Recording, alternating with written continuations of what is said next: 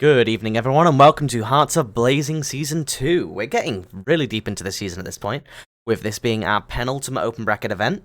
For those of you who aren't familiar, the format is basically just 8 events for 2 different games over the span of 16 weeks. And you secure an invite to the season finale over the course of 7 weeks of open bracket events. Basically, if you do well in the events, you reach top 8, you get you get placement points, and that will give you a chance to enter into our season finale. How well you do in the standings of our placement points determines what your seeding is and if you receive an invite, and that gives you a chance at getting, a cut of the money from our Match Arena prize pool. So if you haven't checked that out already, I've just left a link in the chat. It takes you 2 seconds if you have Twitter, Twitch, or Discord. Just log in via that, put in the code, donate 50 cents. That goes straight to the players. At the moment, we're sitting around about 260. Let's see if we can't make that 300 before the season finale ends up hitting.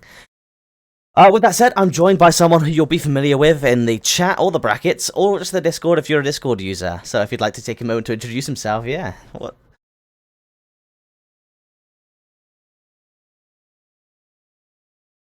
I mean, you're a pretty big shell. That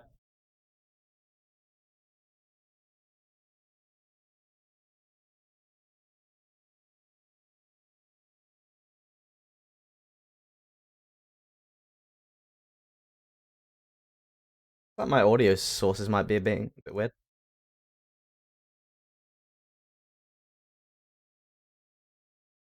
Alright, either way. It looks like my audio sources might be being a bit weird, so I'll give you just a moment and then you can redo your little intro. Yeah, for some reason, it's saying that my audio device is not enabled when it was set to default. Either way, if you're... Yeah, there you go. I can hear you now. Can hear. Sorry about that, Afro. But yeah, you guys will know him as Afro Viking. He's been around since around about day 1. He's been a huge shill, so be sure to show him some love as he has shown us quite a bit as well. Did anyone hear my intro, or...? No, nobody. I'm sorry. Technically, you know what I said before the stream? All the prep's done. So something has to go wrong. But apparently it's that OBS decided to change my input device from default to nothing. Damn, everything was on point except me, apparently. That wasn't on you, that was definitely on my OBS side. But either way, gamers, happy Valentine's. We have 2 weeks until the season finale. Wow, 2 weeks until the final open bracket event for Hearts of Blazing Season 2. And then another 2 weeks until the season finales. And 2 weeks after that, we have Guilty Gear Strive finally arriving. So, you know what? This is going to be a tight couple of months, honestly. But contributing to that, we're going to be having our first match coming up, which is going to be Necron versus Nexus. 2 very good players. It's lovely to see them always actively getting matches. I think they're some of the more active members of the community in the matchmaking channels. Definitely. I know Necron has been there from the start, and Nexus, I've also seen him since I started. So they've been playing for a long time.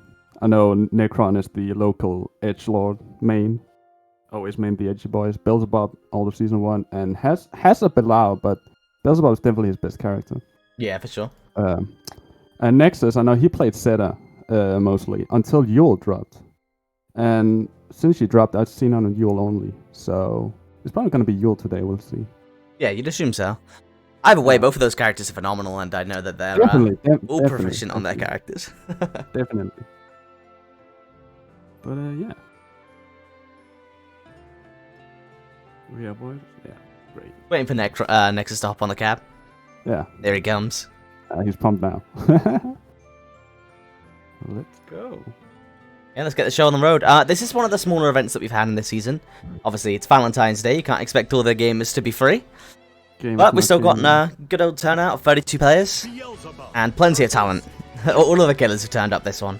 Nah, Deviants, I believe, signing up with 30 seconds to spare.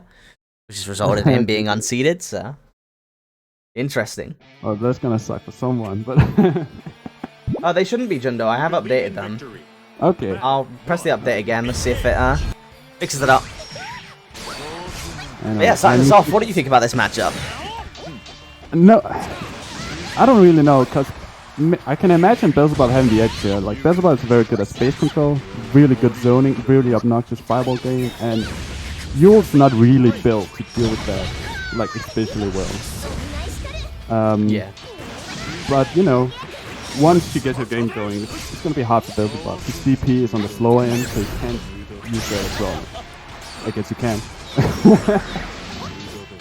It definitely, you're supposed to have like a bit of a vulnerability to fireballs, but at the end of the day, once UL gets in, she can dice roll. And as you said, Beelzebub having, you know, a reversal, but it's not necessarily one of the better ones in the game. Getting the JU down. First round, I'm gonna go over to Necron. Battle 2, engage. And we see the Yule farm medium. I can imagine, and that's a great button myself. I also imagine this matchup is the problem. The space you want to play, and she can play that pretty comfortable, I would say. I just dipped a little bit quiet, by the way. I'm still a bit quiet. Yeah, just dipped a little bit quiet. But, Nexus, getting good use of his offense at the moment. Getting the DP, going for the knockdown. One hit into super should secure it. A good DP from Necron, recognizing the stance perfect. And again, the universal overhead. It's a little bit telegraphed, but you still get hit by it. Battle 3. Yeah, I mean, especially online. Yeah. Alright. Stuff. I mean, it's also a great way to call out people react teching as well. Ooh, great DP. Sucking him back in, but Nexus with a nice check with the far light. Yeah. I know. Necron trying to play some runaway, but it's got. Like it's all well and good. Putting yourself back like that, nice. That was an interesting setup. But that is going to result in 50% of his life gone. No! Obviously, the thing that was worth mentioning was that Necron was giving up so much screen space with all of these jump back lights to fake out the dive kick, but all it really ended up resulting in is in getting a corner escape. But similar to last time, he's now getting knocked down in the corner. Is he going to manage to escape? Use the DP, recognizing that stance. Not quite a meaty 2M coming out from Nexus. So funny interaction in the corner. That but that one of the first game, so that not going well. And I gave. Let's say that those DP is not the best in the world, but you know, Necron's been using pipe pretty well so far. Yeah, Viren, we love to see it. Necron's a staple of HAB at this point. Yeah. Nice, beautiful, keeping him in check, not letting him get those fireballs out. Runs up, uses the farm medium. I also love doing stuff like backdash and spot dodge in stance to like dice roll or turn back. Yeah, you can definitely do that. It's really a definitely when it's spaced. Nice, what a punish on that dive kick. Necron's been very heavy for the dive kick in the second thing. And another DP.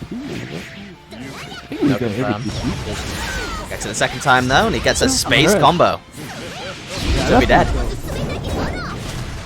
Oh, no! Mind, that's dropping. Oh, no. What a setup. Yeah. At the end of the day, if it kills, you call it a reset. Good pressure, backdashing again, calling out that DP. Doesn't get a big punish, but you know. You asserted dominance, that's the important part. Definitely, you might not go for the DP next time. Never mind, it gets anyway. Oh, whiffs the throw, but it doesn't end up getting the Granblue mix. Necron actually responding and punishing accordingly. But the farm medium is just getting let rip. Love to see it. There. I wonder if we'll see the command grab SBA coming in. Oh, nice! Good whiff punish with the farm medium again, just getting his mileage from it. It is one of UL's strongest, if not her strongest tool. Ooh. Both players predicting the Protec. I don't think I was prepared for that. Getting the raw DP. Go for the setup, and that should hit. That's gonna. Oh, not quite dead! Buff Beelzebub. Can't take any more chip. Those an out chip point. Gets the EXDP though, the perfect UL moment. When you're in that chip situation, you're just gonna try and throw out all your EX special moves. That's trying to get the chip, but, Cheers, C5. Battle 1. Engage. If there's anything particularly troublesome going on, be sure to let me know in DMs and I can try and help address it afterwards.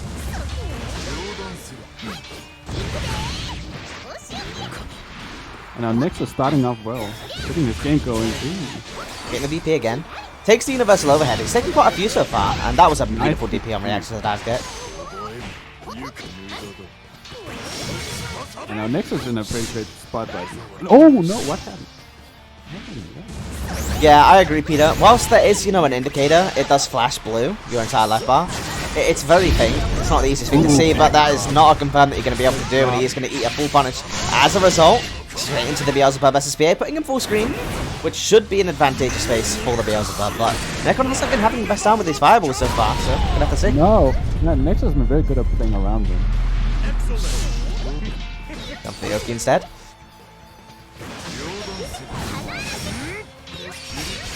Got a bit of whipping going on so far, but no punishes coming out.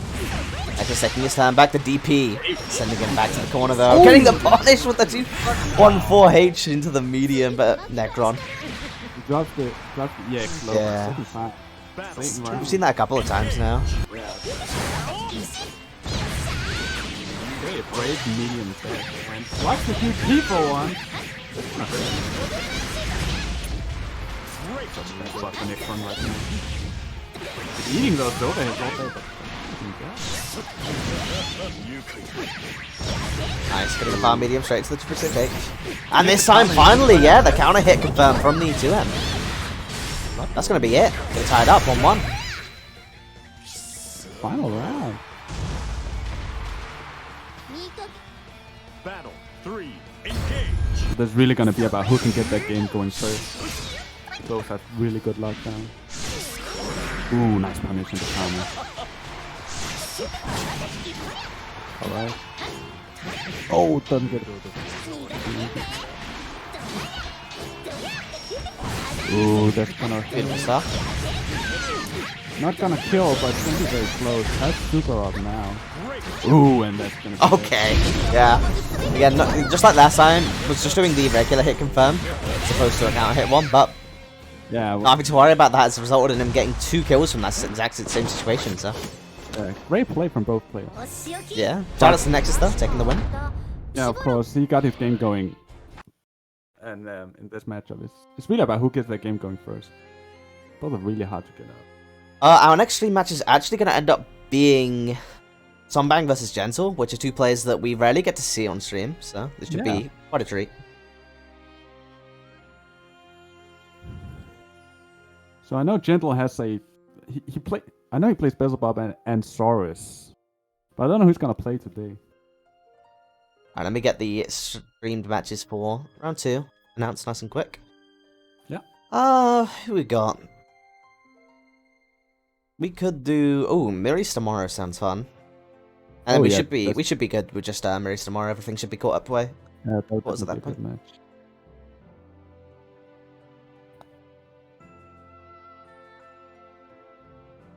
Alright, there we go.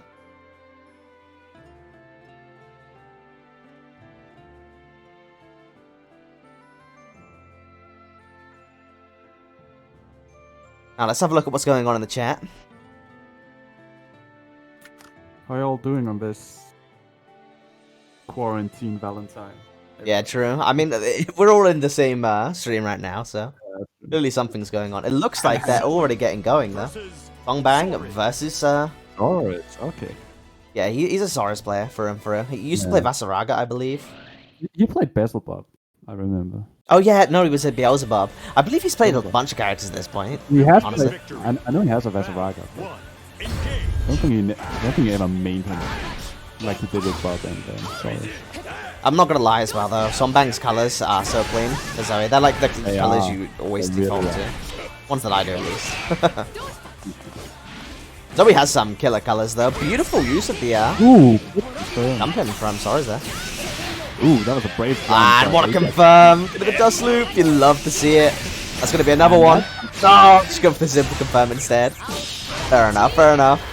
Very convincing first round from Sombang. So this matchup seems very volatile. Both characters have really strong options, but they no blow defense. up on defense. Yeah, especially Zoe, because at least Saurus has the armor he can kinda use. But Zoe is a little more limited in that department. Ooh,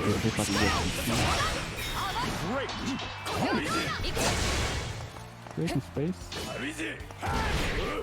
Nice, good punish. The last punch there. He's being really reserved as well, not swinging any buttons out that Saurus can crush. Saurus is definitely in control right now. Sombang, pardon. Ooh, going for the crossover. Nice. Good respect from Gentle using that block button. You love to see it. But the whiff punishes are just on point, man. Can't get a word in edgewise. Veron think I'm still a little slow.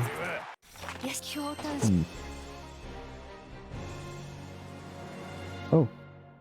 Looks like we're going to be going back to character select. Okay. So, Interesting. we will mention Gentle does have at least a Vasaraga and a Beelzebub, so it'll be interesting to see what is going for there. Both characters have probably an easier time playing the neutral with some bigger buttons. Especially Beelzebub, I think, would be a good pick here if he still feels comfortable at that character. There we go. Alright, yeah, we're going to be seeing Gentle's Beelzebub coming out. And yeah, if possible, I think Afro's mic could be a bit louder. I agree. I have turned him up a couple of times, but he sometimes is louder and sometimes he goes a bit quieter. Hard to keep track of. Yeah, I'll turn him up just a bit more. I'll try something on my end after this one. I'll turn you back up to 125. I told 130 at one point and you were booming. But then your mic went randomly quieter just as I turned it down, so it's like double the effect. Away. Great combo coming up from Sunbank. Gets the corner set up. Ooh, went for the kick throw, but then Beautiful match. And now we got this swap blender, but nice fight. Nice basic hook. Oh, nice. No, calling out the fire. Teleport. Love to see it. It's faster now, but you know, it's not that fast. No. You can definitely get away with it. Oh, nice teleport. You know what's happened. That's the correct way to use the teleport. Again, it's not like Beelzebub gets the most cash out from that, but now one universal overhead, and it should have been over! No, no. Oh, no. You hate to see it. The SSBA coming in. Is that gonna... That is... Nah. You absolutely hate to see it. A drop costing him the round. Oh, no, but I hope that wasn't affected by that. That's gonna be the fun. Nice strike kick. Oh, nice anti-air on the X side. Doing the delayed jab. Mag not being too respectful. I guess you can have many options with Zoe. Oh, no big punish coming out on the block reversal. It definitely hasn't been too clean this Wait, if you got a combo from that, that would have been absolutely absurd. Yeah. Garden's getting set up with the lightning. Just DPs it. Get me out of there. I'm gonna have such an entertaining story to see. Yeah, honestly, it's refreshing. It's been a long time since I've got to see some good EU Zoe action. Yeah. Oh, he's just walking. I love how reserved Sunbang is, though. I remember when I played against him in the lobby one time and he beat me like 18-0. That was I genuinely just couldn't do anything. Ooh. Threw out some buttons and just hit him with the teleport. It just goes in now. He wants the kill now. Never mind. He's looking for it, but at the same time, he's taking his time, being patient. Dragon Meat is now gone. So hard to figure something out. Yeah. Gets the punish on the dive kick, and Gentle is going to be moving down to losers and Sunbang into winners round 2. I really like what Sunbank did in the end. He knew he had the life lead. He knew who was up. That's what I mean. Once he knows he has the lead, and he just plays it incredibly slowly, making use of those incredibly good buttons from Zoe. It can almost feel very suffocating, which is not the usual experience that you get playing against Zoe. Yeah.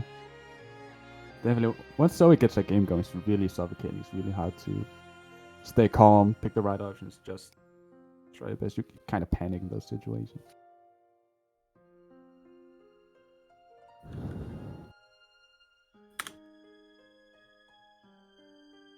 Alright, so I have to kind of figure out what's going on in the Discord.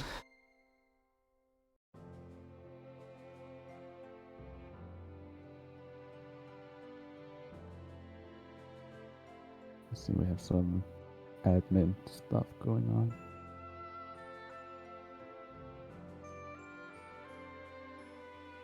Either way, yeah. Looks like someone got a buy round because they didn't have the right name. Oh. Took a bit too long, so one of my TAs put Yari into the losers bracket, give them a buy round across, which, does happen if you have the wrong name on Discord. Shoutouts, make sure your name is the same on Discord as it is on Challenge. Make our TA's lives easier, especially when it's just me TAing. But these days, I don't have to do that so much. Usually I have, 1 or 2 people helping out behind the scenes so I can focus on just running the stream and keeping things going on that end. So again, shout outs to my TAs as well. Couldn't do it without you. Love to see the community just helping each other, everybody coming in to help. Yeah, for sure.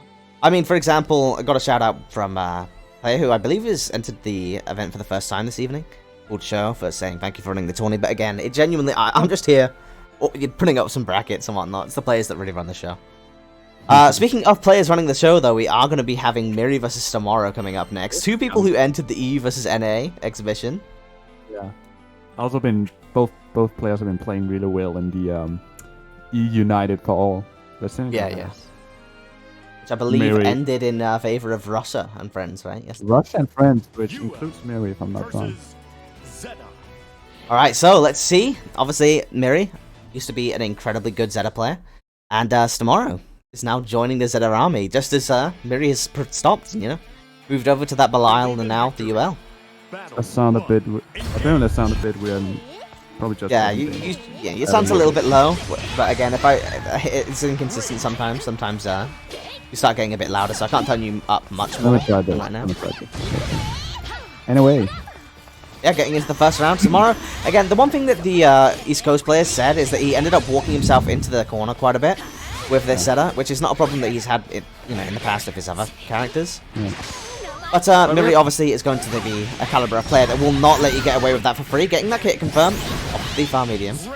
All the time in the world for that. Now, speaking of characters, so Zeta is actually a relatively new pick for Stimero. Yeah, for sure. He did after the last patch. After CAG. He really likes CAG, but... Ooh, beautiful punish on the laser. You're not going to set that one past Miri. All of the cancels that she had there would have been punishable by the super, so... Just looking for anything, really, and it's going to get, the 214H into the light. And that hit confirm. And first round is going to go over to Miri, but... I think if, Zeta obviously is a very momentum-based character, so if Tomorrow can get his offense going, definitely anyone's game. Beautiful jump in. Now, speaking of characters, Miri been playing Euro since he dropped, and he's definitely like the Euro player here in Europe. Yeah, at this point, there's no arguing it. Oh well, Miri in general is just really good at picking up characters. So. Yeah, for sure. His Belial was nasty and was definitely one of the strongest setters in there. Yeah. Gatekeeps. Oh, and again, you're not getting away with that against Miri. Not today. Is that gonna kill? No, not quite. This is gonna be very close. This is gonna be very hard to come back. I think that was easy input, making the difference there, but Miri is going to be taking a pretty convincing couple of rounds. Yeah. Let's see if Tomorrow can turn this around. He's going to be sticking with the Zeta. You love to see it as well, because even when he loses sets, he is sticking with this Zeta. He knows that this is the character that he wants to invest his time into now. Definitely. And he's been doing pretty well with her, like when you consider how long. Ooh, great punish. That's another thing I need to mention. Miri is so good at playing this matchup. Every time I see him play this. Ooh, wow.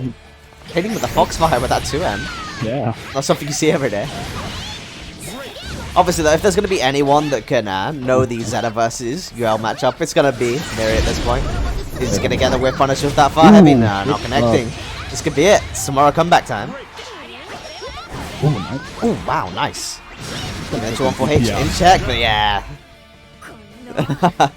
Where she has one reversal, there's always going to be another. Battle 2, engage. That's such a life lead, you might as well. Alright. Oh, beautiful whip punishes again coming up from there.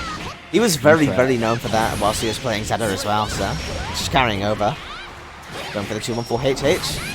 Leading out that mini universal overhead setup, but he's going to be flung all the way to the corner. Getting the full confirm. Is that's not dead. Going for the setup instead. Gets the meaty 2M, and yeah, frozen. Alright, all of the matches have been pretty fast. It's definitely... If you want to see more Yule and like see what she's good at, you definitely want to watch Miri. Yeah, for sure. So good with that character. Got a bit of a Valentine speedrun going on here. Yeah. So apparently people are still not satisfied with the mic quality. Yeah, I mean, at the end of the day, if there's not much you can do. I don't have anything I can try either.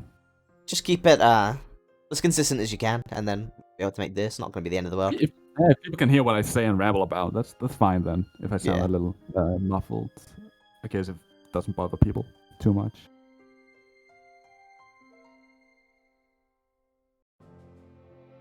And yeah, that's what I mean, Seiji. It does seem like it's a little bit inconsistent at times. Sometimes it sounds better, sometimes it sounds worse. But again, all we can do is move and keep it going. Speaking of keeping it going, though, we're going to be waiting for our winners quarterfinal matches, so I'll take this as an opportunity to take a quick look at the bracket and the players that we've got going on at the moment. I'm just gonna try and reposition my mic, see if that helps. One of my images is wrong. How dare I?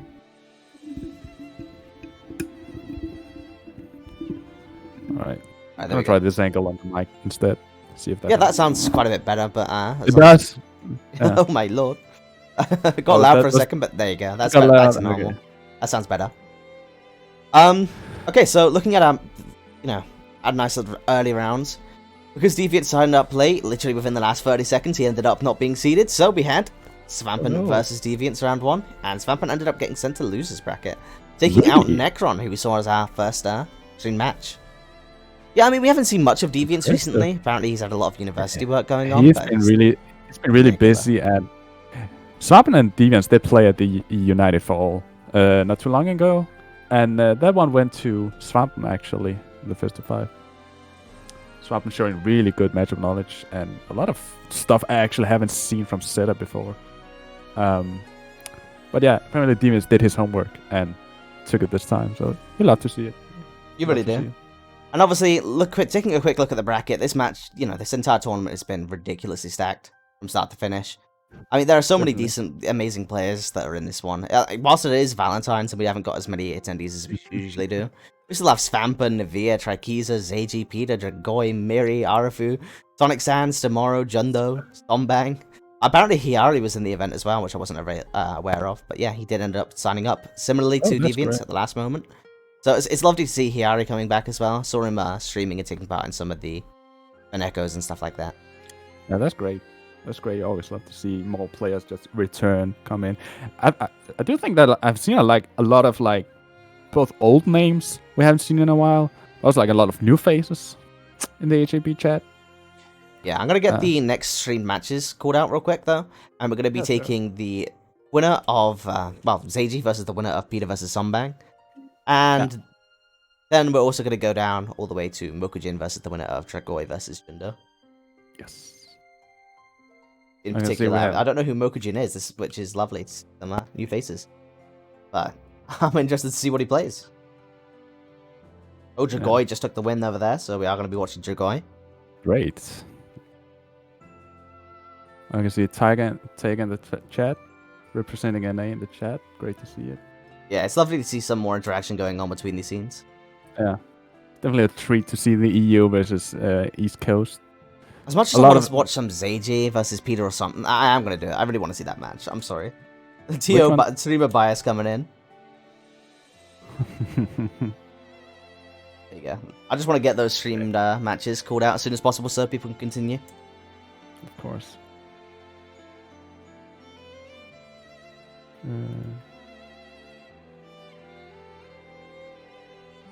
So speaking of Dragoi came a little late into the PT scene.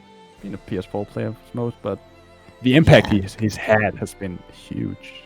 I mean, he ran through the first, I believe, Granblue Legends from the Spanish scene, which is a really entertaining tournament series to watch. If you have not been paying attention, be sure to check out the Spanish scene. They've got a lot of killers, such as Dragoi, Gumius, Cowboya, players like that.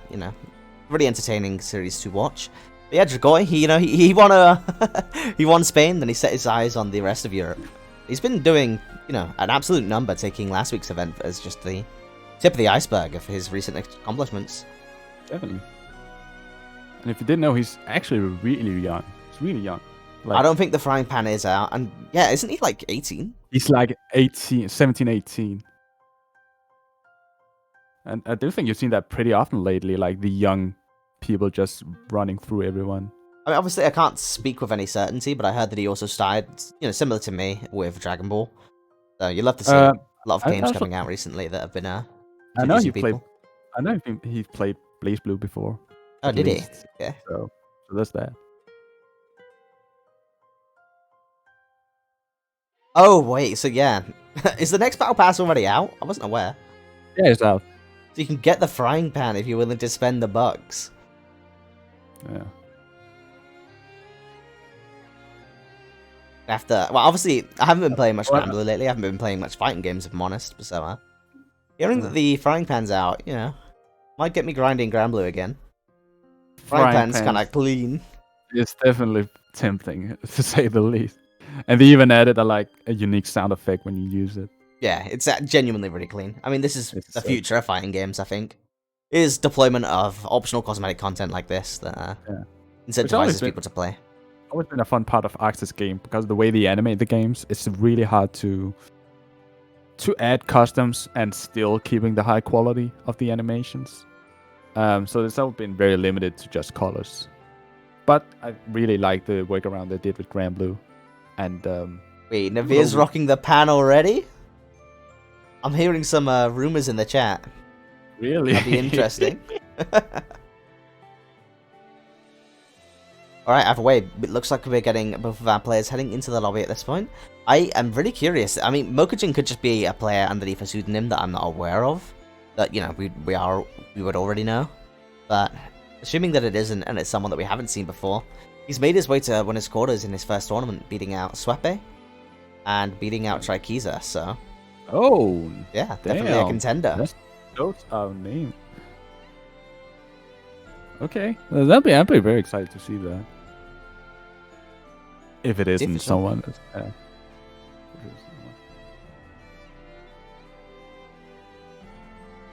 Just waiting up. Gotta wait for him to hop into the lobby.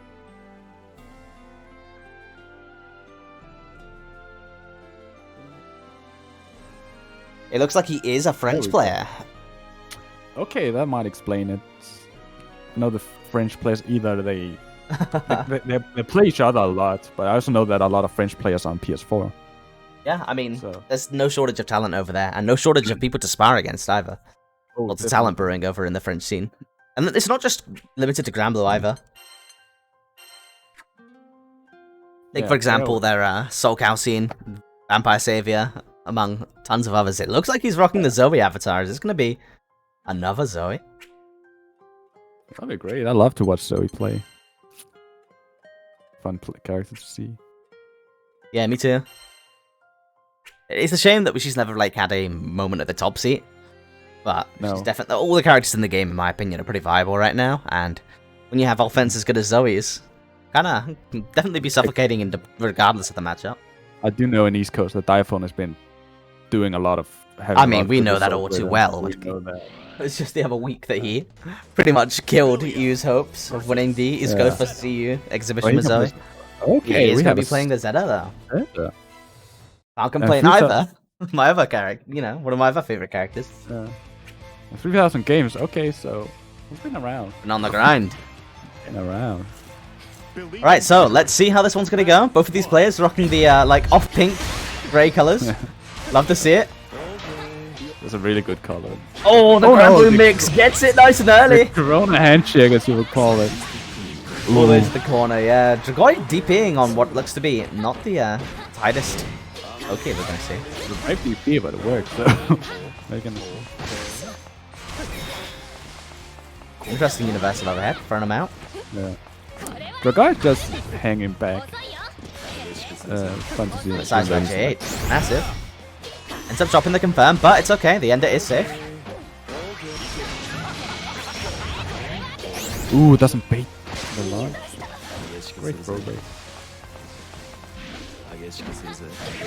JU goes to the JH and now gets his offense started. Not afraid using that JU, but it's really hard to deal with anyway. So. Dragoi gets the confirm, is commanding a bit of a health lead at this point, and we're going to see if he's going to be able to extend this into a kill. Yeah, he really obviously has that comeback factor. Oh, walks up, uses the universal overhead. Got the staggers on, uses the universal overhead again. Ends up crushing the 2L. There you go, what it takes is going to be one more hit, goes to the spot dodge into the XTP. And this time gets clipped by the JH, and that is going to be enough to secure Dragoi the first round. But it was getting pretty close. Wow, it could have gone either way right there, but... And when you're cutting it close against the winner of the previous tournament, you're in a pretty decent spot. Yeah. Especially knowing that he's already taken out Trikiza, who did come second. Yeah, definitely. That's why I think that he might be a French player then, because they may have played. Might have played against each other quite a few times, yeah. Either way, he's looking like a threat. Goy keeping him in check though, showing why he's the #1 last week. Nice, walking up, getting the delayed mash as opposed to the universal overhead that he did last time. Now just spacing himself back out. Ends up getting the trade, but that retains his offense. The action tech, Dragoy is so hard to open up, but he finds a way. Mokujin, yeah, that's going to be a very dead Belial. Tying it back up, 1-1. Great overhead. Dragoy not using any OSs there. Ooh, JU whiffing all the way down to the ground, doesn't get punished and gets his up inside. But you love to see it. Jump back, EX Spear. Again, we see the spot dodge into DP. Working pretty well for him right now. Nice. And this is gonna be dead. Good offense coming out from Dragoy so far. Ends up throwing him out of the 214H. Bro. No stance today. Tick throws into the back throw though. All of a sudden, Dragoy is back to the corner. You're not in the best spot. Yeah, Ooh, especially if you get hit by that beautiful conversion. Ends up dropping the ender though. All of a sudden, you're in the same spot. Not anti-airing. Obviously. Probably the jump. Yeah. Not the easiest to anti-air. And again, the spot dodge into the DP. That's going to be it. There we go. That's first match. Damn. That was insanely close, though. A lot of interesting RPSC situations coming out. Yeah. Asata's a very explosive character. She doesn't need that one hit to run you down. Especially if you have the Oki mix on point. Yeah, you get the momentum going. Players like Svampin, they've shown it off in the past, just how effective it can be. Now we might see a character switch right here. Could be a character switch, could just be winning a little bit. Yeah. Let's see if Mukujin lives up to his name, though. Yeah, he's taking just a second. Picked up the chat. So, either way, if I was a betting man, it's looking like, given that he's beaten Trikiza already, Mokujin might be able to tie this up. That was an insanely close round, and if we don't know taking a moment to get some... We don't know what he has up his sleeve, I mean. Sure, we saw one Spear Oki, a little bit whiff earlier, and Dragoy risking it all, getting that DP on it. So it really comes to show that you can't slip up versus Dragoy. You really can't. Especially a character like Belial. You give him an inch, he'll take a mile, so... You gotta be nice and patient, but as we saw earlier, that 214HL into the 214... No, not 214H, like 214M into L, and then the follow-up with the medium follow-up from the stance, ending up getting the counter hit conversion. It was beautiful to see. This is gonna be an interesting start to the round, thinking maybe he was trying to beat out Laser. God knows. Regardless, an interesting start. Well, I think going a little bit short. No conversions coming out of those, but there we go. Love to see it. A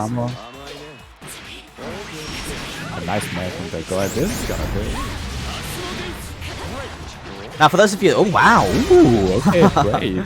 Got the mash. The guy again, just being able to visually recognize when something is or isn't real. And he has the he has the punish unlock. You're not gonna get away with that against Dragoy.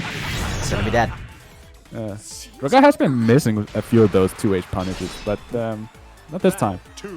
Trikiza with the big words saying that he's not out. He's gonna come back from losers, mate. I hope that's true. Hope to see him in losers top 8.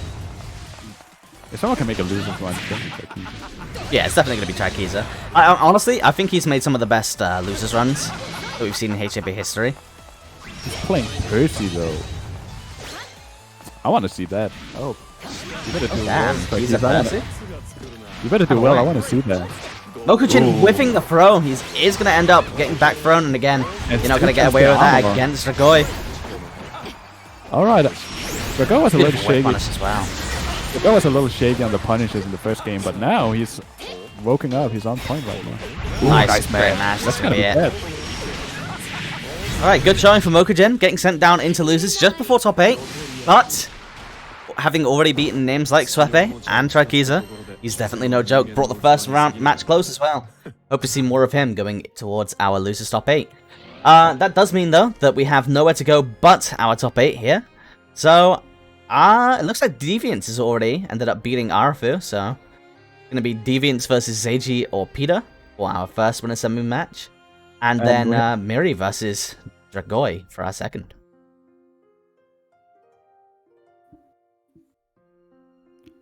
Yeah. Mary winning against Nivea, that's, again, two great players that could have gone either way. Yeah, for sure. Nivea definitely have been a little more consistent, I guess, throughout the season. But you can never count Mary out. Very dangerous player to meet in tournament. Yeah, for sure. And I mean, at the end of the day, it does come down to, I don't think Miri was attending all that much at the very start of the season, but he's been very consistent as well in the tournaments that he has attended. Definitely up there with the likes of Nivea, Trikiza, etc. Speaking of, we have Mary, but not Mary, joining in. Okay, so at Deviants versus, I mean, the winner of whichever match that is. And then match 2, we're going to have Emery versus Dragoi. It should be a pleasure to watch as well. I believe we saw Miri versus Dragoi not long ago in HAB. Yeah, I think so. I think they played last tournament. I'm not quite sure. Yeah, I believe so. But you know, I'm not a betting man. My memory's that of a goldfish, apparently, when it comes to this sort of stuff. In general, it's pretty dangerous to bet in these tournaments. I feel the level in Europe is, like, the average level in Europe is so high. Yeah, for sure. I mean, at the end of the day, we have players like Trikiza, who, you know, in Swept 8, names that we expect to see in top 8, that end up in losers in round 1, so... Definitely. Anything can happen, no one's safe. With that said, though, honestly, it's... I was saying I have the memory of a goldfish, but before pretty much organizing, you know, doing tournaments for Granblue, I had basically no knowledge of regions. I would never be able to remember players' names, so I've come far. I'm still learning, but I've come far. At least now I know generally where places are in Europe. Smiley face. It is fun when you have followed the scene a bit before. Yeah. I was primarily into Tekken before, but it's funny to see the names you can recognize go to other games, and then Yeah, and the regions as well, specifically, you know, when you start recognizing circles that play with each other and seeing them do well as a unit. A great example here is Peter, who's been really great Exile player, and then has been doing so well in Granblue now. Oh, looks like we're having Ferry versus Lancelot, which means we've more than likely got Zeiji versus Deviants before the match has even been reported. Looks like our first top 8 match is going to be as such. Believe in victory. Battle 1. Engage. Deviants, I think I mean Peter. I might. Sorry about that, my sister came in to show me that her tooth's nearly fallen out. You know, optimal stream setup. Yeah. Is that gonna end up? No, almost getting the conversion off the fireball. That would have been insane. Just putting it out there, this is Peter playing, not Steven. Oh, what's going on? We are not in. This is the last winner's quarter game. Oh, okay, they're just... Okay. I'm getting mixed up. This is what happens when no one lets me know what's going on. Either that or Devens is really good at playing though. Yeah. Being in the chat. Well, that sub coming in. Alright, looks like this is going to be our final Winner's Quarters match. Peter and Miri giving us a treat. Waiting for us and putting it on stream for us. After this, we will be able to move over to our top 8. And now with that name shuffle being solved, these two players are funny because they have been playing these characters since day one, both of them. Yeah, and honestly, I don't think you can find a finer character representative for either of these characters, at least within this scope of Europe. They are both phenomenal at their characters. Deji taking a lead in the first round, but he's got a life lead in the favour of Peter this time around. Yeah. This matchup in general has always been pretty volatile. Both characters having a lot of positives, but very sometimes struggling this matchup a little bit underneath the suffocating pressure of a lot. Yeah. It's definitely a pretty explosive. Nice double event. Is that dead? Lancelot does no damage, by the way, but yeah. Yeah, but Ferry has no Against health, Ferry, you have to remember. Yeah, that's dead. Tying it up 1-1. That's a pretty explosive matchup. They just need one hit to really run their game and make the... For example, Zeiji doesn't use default colors, by the way, Tega. This is first time I'm seeing of them. Beautiful conversion. Ooh, nice conversion. And Ed's like looking like he's dancing about a little bit afterwards there. Not quite capitalizing on that lead as much as he could have. Finishes the Rekka and hits it. Blocks. Like, you still have to find a way out of that pressure. It's not easy against Lancelot. Yeah, especially when you're fairy, that you have kind of Yeah, to 6 to frame the of DP, barrier, 11 frame DP. and the DP is pretty high, so it's pretty easy to low profile. Especially if he lands a lot with a couple of his really low crushing moves. Regardless, looks like Seiji is getting his turn started. Gets the right cooldout, but doesn't quite end up punishing it, but it does not matter. Gets the counter confirmed from that close heavy. All of a sudden, this game's been absolutely put wide open. But Peter getting his way in. He's going to end up getting a knockdown. It's up time. Locks the entry low. There's Gets another the second throw. One more test. EX Rector, okay. Raw EX Rector. That's one way to do it. Alright, Peter taking the lead. Taking the first match. 1-0. Believe in victory. Battle 1. Engage. Okay, Sage is trying to be more aggressive in the round stuff didn't work out. Nice, good block. Good block. It's not very often you see the charge teleport coming in from Peter. That's AG. Yeah. Got the awareness. Especially when that Lancelot has so many options. Doesn't Yeah, really it's not have like to- your traditional VP, and there's a ice roll surrounding it. Ooh, Nice, and okay, getting the mash. again. That must be a drop. He could have gone for the ball or confirmation. I'm gonna go for the install instead. Ah, and- Peter escaping. Still got a lot of this. Lovely Yeah. Start anyway. Blocking Ferry and install, that's a mix-up. Battle 2. Engage. Peter really doing the best he can with the Lancelot movement, making the most out of it. Ooh, Nice, good that's punish super coming good. out. Ready for the records Another again. teleport. He's trying to deal with the teleport, but Peter getting away with it. Yeah, he's really good at mixing what he's doing. Ooh. I mean, Zeiji's getting the right cooldowns. He's just not quite ready for the situation that follows. It's really hard to deal with though, especially. Block single overhead into low.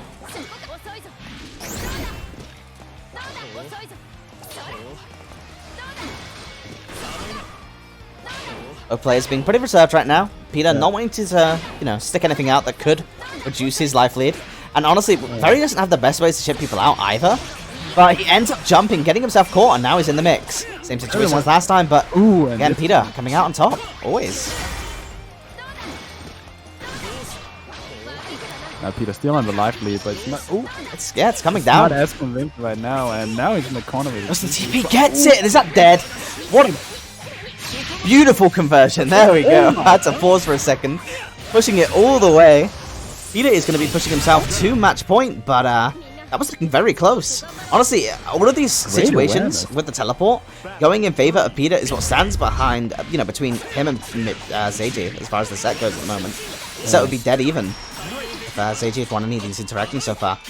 Gonna have to clean that up, otherwise he is going to lose this though. And we're No. gonna see the follow-up again. If I'm not wrong, I think the follow-up is actually like Lancelot's best starter.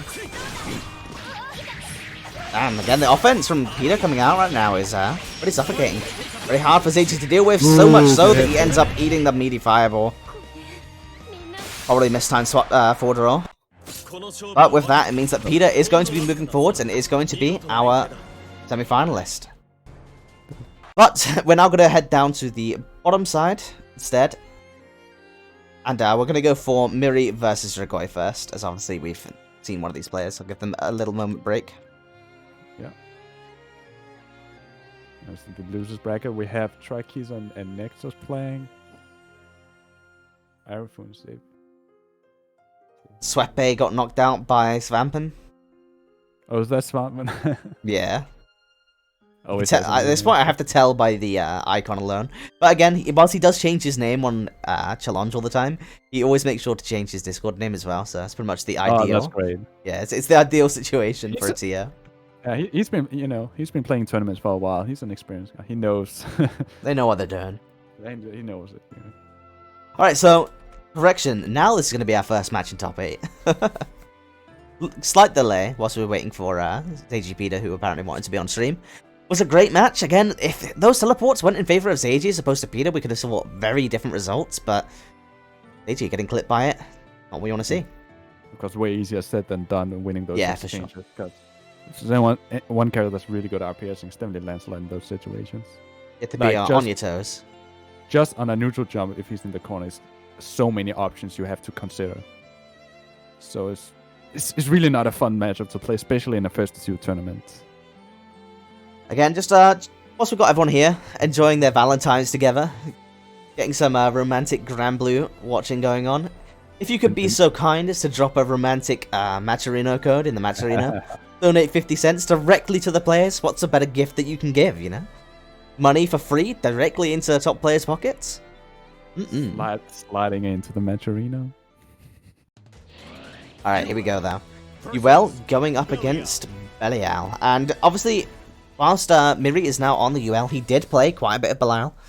So he should be familiar with this matchup. And in general, this isn't the easiest matchup for Uel. Belial having access to that 2L. Pretty good punish. These characters are both pretty aggressive, pretty offensive heavy. But I do think Belial has the advantage in the neutral. Yeah, I mean, especially if you can get towards like 3/4 to full screen. Very hard for you to deal with his fireballs. You will still have to farm medium, which at the right ranges can be, I imagine, a nightmare. Once you get to like the third screen or half screen, you can definitely start the dice roll away in. But Dragoi, not letting that happen. Again, I love that. Just watching him walk back, getting into optimal spacings for those far heavies. This is definitely something that I attribute with Dragoi at this point. Miri's starting to get his offense going though. It's always hard to open up Dragoi though, and that was interesting. Getting the stats switch blocked and that punish coming out.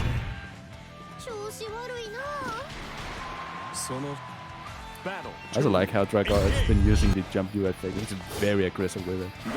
Yeah, I mean, it honestly makes every single jump that you do not a mix-up, but, you know, you have to put a little bit more cadence and thought into trying to anti-air it, which is, you know, one of the strengths of characters in this game, with the ability to alter their air momentum. Uel being one of these characters. Obviously, KJU, nowhere near as strong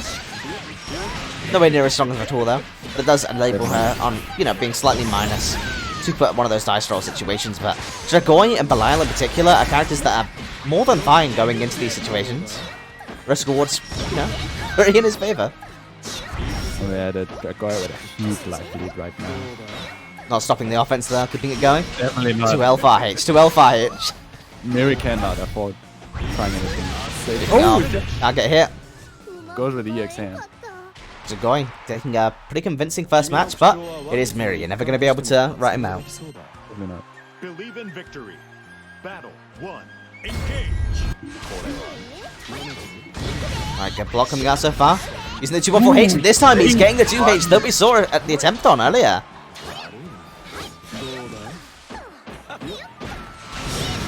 Nice, going to be EXDP on the follow-up. A special cancel there. Pretty much, you know, there's not much you can do other than special cancel, so the DP. If you're looking for the special cancel, pretty free. Going for the 2-1-4H though, Dragoi running him down. Dragoi only get one hit of the DP, and that's a lot of damage in this side. Another JU getting the confirm. Is that going to be... No, not going to be dead, but if he sends it into the command throw. Cheeky, but Dragoi making himself at match point. Battle 2. Dragoi, you know. I've not seen that before. Well, our players need to steal that. That's pretty clean. I've been doing that with Raven and like Guilty Gear. He also can kind of do that. Yeah, pretty much any character with a decent command throw. You know, they tend to like resetting into it. Against such a strong player as Miri, you really have to condition them to take it. Getting the blocks. Both players again. Dragoi ending up getting a life lead at the beginning of these rounds, and he's being very suffocating with it every single time. Really not giving you any chances to play that. One thing he understands this matchup quite well as well, though. You can't get much past him. One thing that's also very interesting is that his use of fire heavy. So everybody knows that has been really nerfed to be -5 on the last hit and give no combo and counter combo. That's a JL, puts off the full screen. Doesn't end up getting the confirm from the pinwheel. And Miri getting the DP, this is it. Your life's on the line. It's time to get the comeback, but no. Goes to the neutral jump, yeah. Lands the JH, and that button is a menace. Dragoi going to be our first winners finalist, moving on to top 4. Great showing. Yeah, for sure. I mean, Dragoi seems to be on a bit of a roll in Europe in general. Definitely. But finally, now we are going to be moving back over towards Deviants. It's going to be Deviants up against Peter. It's been a long time since I've actually watched Deviants play in HAB, so it's going to be a nice, refreshing... Deviants is also a really strong fundamental player. Yeah, I mean, it's going to be back-to-back Belials, isn't it? Yeah, that too.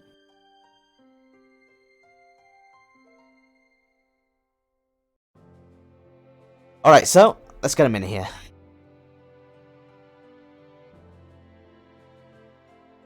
So, someone asking about what kind of character Yule is. She's a rushdown character with a built-in stance that she can switch to. So her game plan is to get in with her quadruple forward special, it's a little launch, and then she's just gonna RPS you up with a really strong offense. Yeah, I mean, she's pretty much just a rush-down conditioning character, right? Yeah. Pretty much all of her moves leave her relative, slightly plus or slightly minus, and she has access to a slew of reversal tools, so... And she has her stance, which gives a very interesting strike throw mix-up, because you can't just mash out of it normally. You have to consider whether you want to mash out with a mid or a low. Because when she does eat lows, she can get hit by lows in the stance. She can jump over it with her stance B, stance medium. We don't want to get hit by one of her best starters. Yeah, for sure. Mistaken.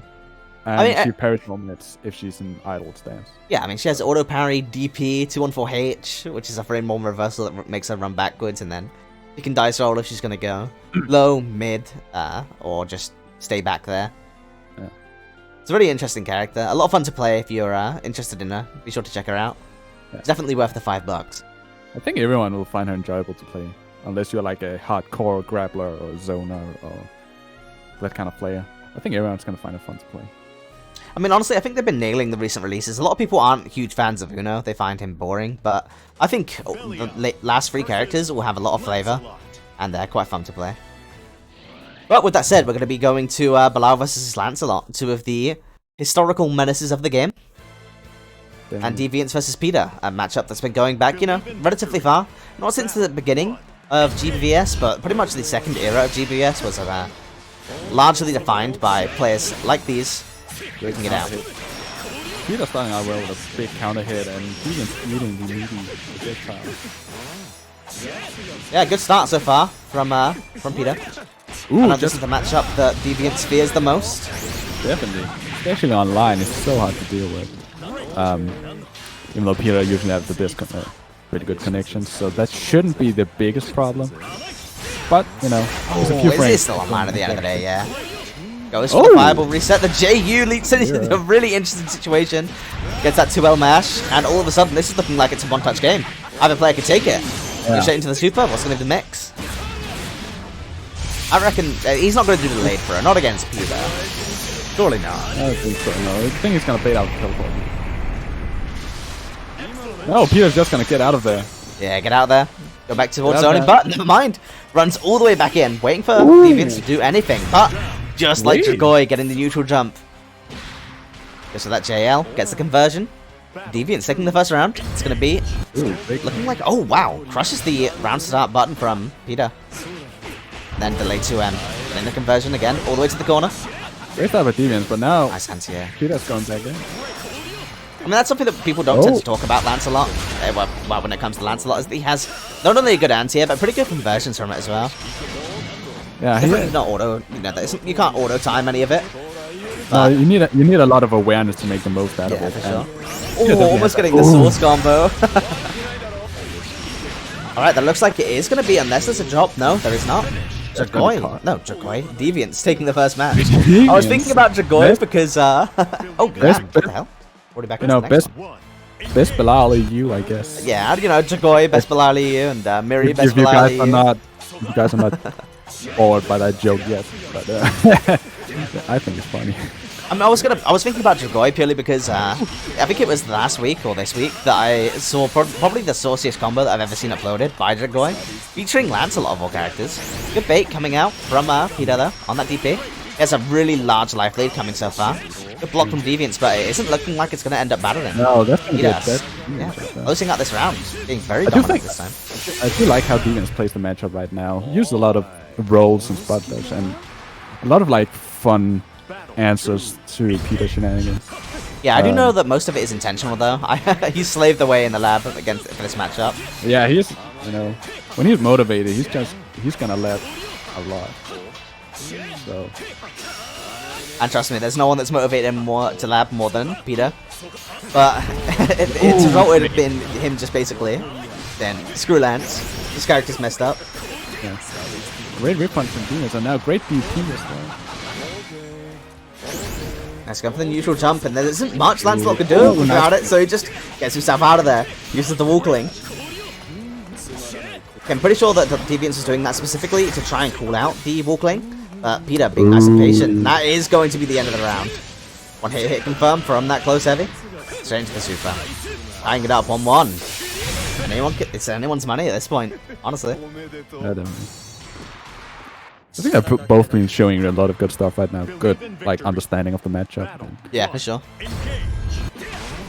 Ooh, nice. Round start to you, goes under the fireball. Nice smash. So I'm straight to the record and just runs him all the way down. No neutral jump here. That's not a good place to be. And blocks the DP, and this is going to be hard to come back from. Yeah, huge life lead at this point, and Peter, as we've seen in the past, as knows the exactly fireball how to ready, close those rounds out. as the Too many super risks. ready. Ooh, nice match. It's the mash. You've got a long way to go, but it's a good start. Oh, ends up flipping the EX teleport. Charge it. With the latest of the active thing. That's gonna be it. No, is it? Is that gonna? Yeah. Yeah, that's definitely gonna No, it's close. It's gonna end up getting it though. He's gonna get it. Great defense from from Peter. Yeah, can we just undo the buff to Lancelot Super real quick? Ooh, ends up getting the hit with the 63M. No counter hit though. Ooh. Recognizing the situation. Doesn't get. Wow. Gets clipped by the very last part of that pinwheel. All of a sudden, it's Deviants with a pretty commanding life lead, but Peter gets himself out of that corner. Good throw. What's next? So we're just taking the BDs, and again, the same situation that we saw before. Instead of confirming into 214X though, he is going to go for that super. Nice stuff from Deviants as well, but the whiff punish to you. This is gonna hurt. Uh-oh. That's gonna do a lot of damage. Counter hit close heavy into the SSBA. Straight into the SSBA, yeah. No player having super available to them. Both of them having reversals though. But yeah, Peter is gonna be end up going forwards to our winners finals. It's gonna be Dragoy versus Peter. Close. That was a really close, but that's Granblue for you. Can't afford to make a lot of mistakes sometimes. Yeah, for sure. I mean, at the end of the day, both of these players keeping it relatively tight. That was a very close set. Probably that was one of a very close set. Closer Deviants versus Peters that I've seen in a while. Definitely clear that Deviants have done the work on the matchup, though. He's been playing really well. He really knows how to deal with the Lancelot shenanigans. So our top 8 looks like it's going to be Svampen, Arafu, Traikiza, and the winner of Mokujin versus Hiyari. So again, two faces that we haven't seen before, or at least not in the recent past. No. Going to be having to knock one of each other out. Yeah. And then if Mokujin ends up being the one that wins that, it's actually going to be a attempt at a run back for Traikiza. Getting that revenge. Yeah. And he said he played Percival. I don't know if he played for the matchup or just wanted to do a completely Percival run. That's true. But I do really want to see that. I feel Percival is definitely the most like criminally underrepresented character in Europe. Vasaraga is Vasaraga seals that for sure. For sure. We have some Percivals, it's just not many of them partake in HAB. Yeah. Alright though, so let's get Svampen in here, why don't we? Or his current pseudonym, which is Cagliostron. He does have a really potent kick, so who knows? Who knows? His Cagliostron are really fun to see. Yeah. I'm interested. Does this mean that Svampen is playing Cagliostro? Of like Samara and him on a Switch? The Swedish Switch? It may be. He has a very. He even has the Cagliostro lobby avatar right now. You'd have to assume Cagliostron has to be an indicator of something short and sweet. Again, there it is. There's the Cag sled. His Cag is very potent. He can definitely like do stuff with her. Yeah, I mean he's played pretty much every single character on launch to at least some success in the open lobbies. Cag gaming. You love to see it. Cag gaming. Samora not quite picking up the slack. So, Svampin coming in, holding it down for the Cag Gang. But with that said, we are going to be going into our match now, which is going to be Arafu versus Vampin, playing Cagliostro, so not the character that we typically see from him. However, he has pretty much already secured himself the top spot in HAB Season 2, so yeah, he's having a bit of fun with it. With that said though, Arafu is not the easiest player to have fun against. Definitely got one of the cleaner Jitas in Europe. Yeah. I know that, I think that we are considering him better than him, but you know, we And I miss Cag. Might have to play some more of this character. Get that frying pan. Nice, good spot dodge again. Arafu getting rid of that trap whilst he has the opportunity to. Knowing that Svampin is going to have to deal with that fireball. Getting him thrown all the way to the corner though, and this is how easy it is to lose that advantage. Gets the shimmy, but no conversion. Yeah, that's not fun to do. Nice, gets the spear. Runs himself straight out of that corner. Wants to get that positional advantage as opposed to the Oki. But saying that, he instantly puts himself right back in there. Arafu ready, taking himself to mid-screen. Using 2-1 for N.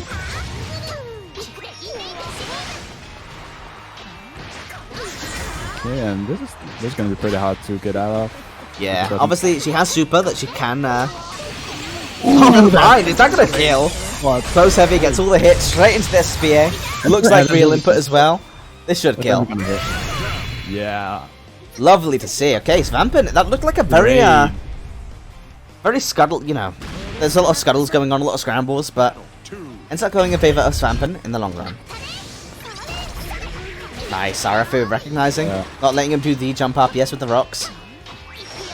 We talked about being able to change your jump art in this game. Cagliostro is definitely a lot of ways to do that. Yeah, for sure. And, you know, rush, teleports, trap, pretty hard to deal with everything. You know, I think Arafu has done a pretty good job so far. Yeah, he's covering a lot of options at the same time, just taking space when it's given to him. So he recognizes that when Svampin jumps, there's nothing really stopping him from just running forwards. But speaking of, going to be converting straight. This is gonna, yeah, it is gonna hit. Now one more touch. Gonna chip out with the M spear. Then using the H spear. Now you're at chip point, and being at chip point against Cagliostro is, well, nearly a death sentence. Definitely a death sentence when she has SBA. There's very few things you can do at that point, but regardless, Svampin looking pretty good with his Cagliostro on there. Really good defense from Svampin. Really need that with this character. Svampin was like the OG European Cag sled. Nice, getting the conversion off the spear into the trap. Great awareness from Svampin. Nice, and again Arafu completely on the ball. All of these jumps with Svampin, you know, not going unchecked. Yeah. Great speed.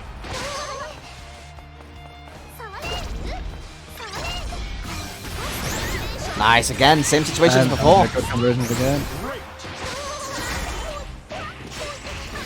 Oh no, I have to light. I think you're killed. Great conversion. Yeah, you'll have to see it. Svampin keeping things nice and tight, but Arafu's going to have quite the battle ahead of him if he's going to bring this one back. Yeah. Good start so far though, gets the EX Fireball and then the delayed mash. Gets that stagger into the knockdown. Arafu hasn't had any trouble getting the Svampin to the corner, but Svampin's keeping him there. Yeah. So on point. Speaking of though, this is going to end up hurting. One more touch could do it. Yeah, he has the super already. So. Nice, good bit punish for that 2U. Going for the same situation as before, and that is not working. Arafu taking his first round. Putting himself back on the board, and that's the momentum shift that he might need to take this set back into his own hands.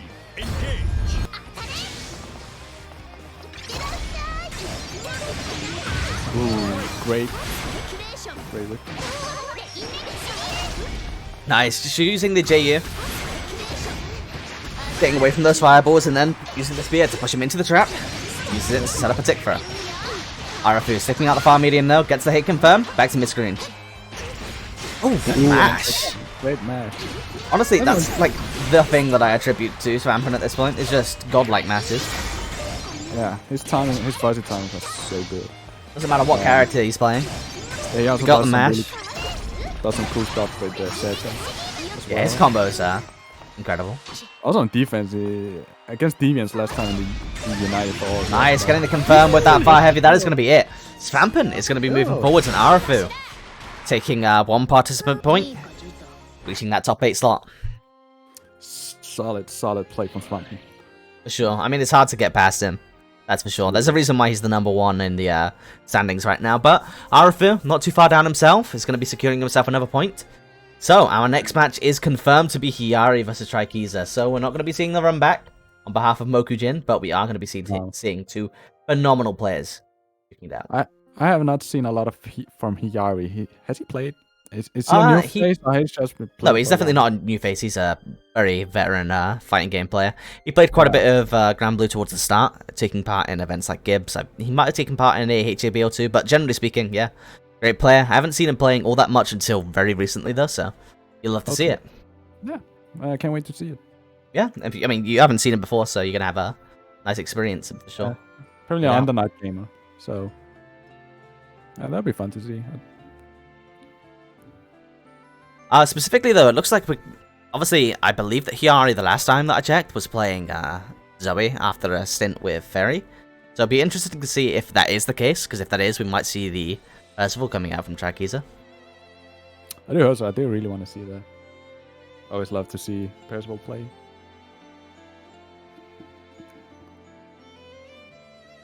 We don't really have a lot of Percivals in Europe. Like, yeah, I mean, we used to have so many. Fitizen, Dai, Enoch. Yeah. Lately, there's less that attend tournaments, for sure. There's still quite a number of great Percival players hanging about, though. Players like Myth, Virum, they're definitely on the rise. Definitely. And here, still rocking the Zoe avatar, so we might see another Zoe. I mean, Trikiza with the UL avatar there. Yeah. We never know. C5 Stage also has a UL, so might also be an option. It's going to be UL, okay. And we're going to be seeing on the other side the Percival that you are so thirsty for. Yeah. I love seeing that character. I mean, who doesn't love a bit of Percival? Obviously, back in 1.21, he was a bit psychotic. EX low into 50%. I have nightmares. But these days, I feel like the character is definitely in a good spot. Yeah. Getting that auto parry on the far heavy. Interesting glance start. Still pretty strong character, even though the DP isn't the great equalizer of RPS that it used to be. And doesn't have the brain dead. EX low conversion. Hey man, you gotta watch your dose. That's all you gotta do. Just don't get hit low. Just don't get hit by the half screen low. No. You might not die from 50%. Nice, getting the counter hit with that. Ends up going for the 236H. Ends up whiffing it though. But with Trikiza in the corner, it's very hard to get out of there. Yeah. It's always far heavy. Beautiful whip punish in general. This time using the dash. Yeah. Slight lead in Trikiza in terms of HP, but not getting the hit confirm there could be important, as I believe that this... Yeah, that's going to kill him in mind. Just enough. Alright, Trikiza. Gonna be losing that first round, but he kept it close, that's for sure. It looked a little, you could tell that he's not the most comfortable with this Percival. Not as much as his Namaya, which never drops a beat with. But both players... That's also a pretty high bar. That's also pretty high bar. Yeah, for sure. This Namaya is out of as well. Okay, great hit. Great confirm. Tons of damage. But Hiyari is just gonna run in back.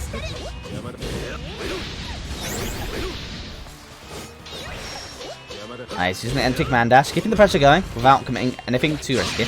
And that is a confirm. Farlight straight into super. The health lead is surmounting at this point. Gonna get in with that. Yeah, is gonna get in with that JU, but is gonna end up taking a 2L in response. And Trikiza tying it up with the 2L in question. It was a nice JU, but you don't get a lot of.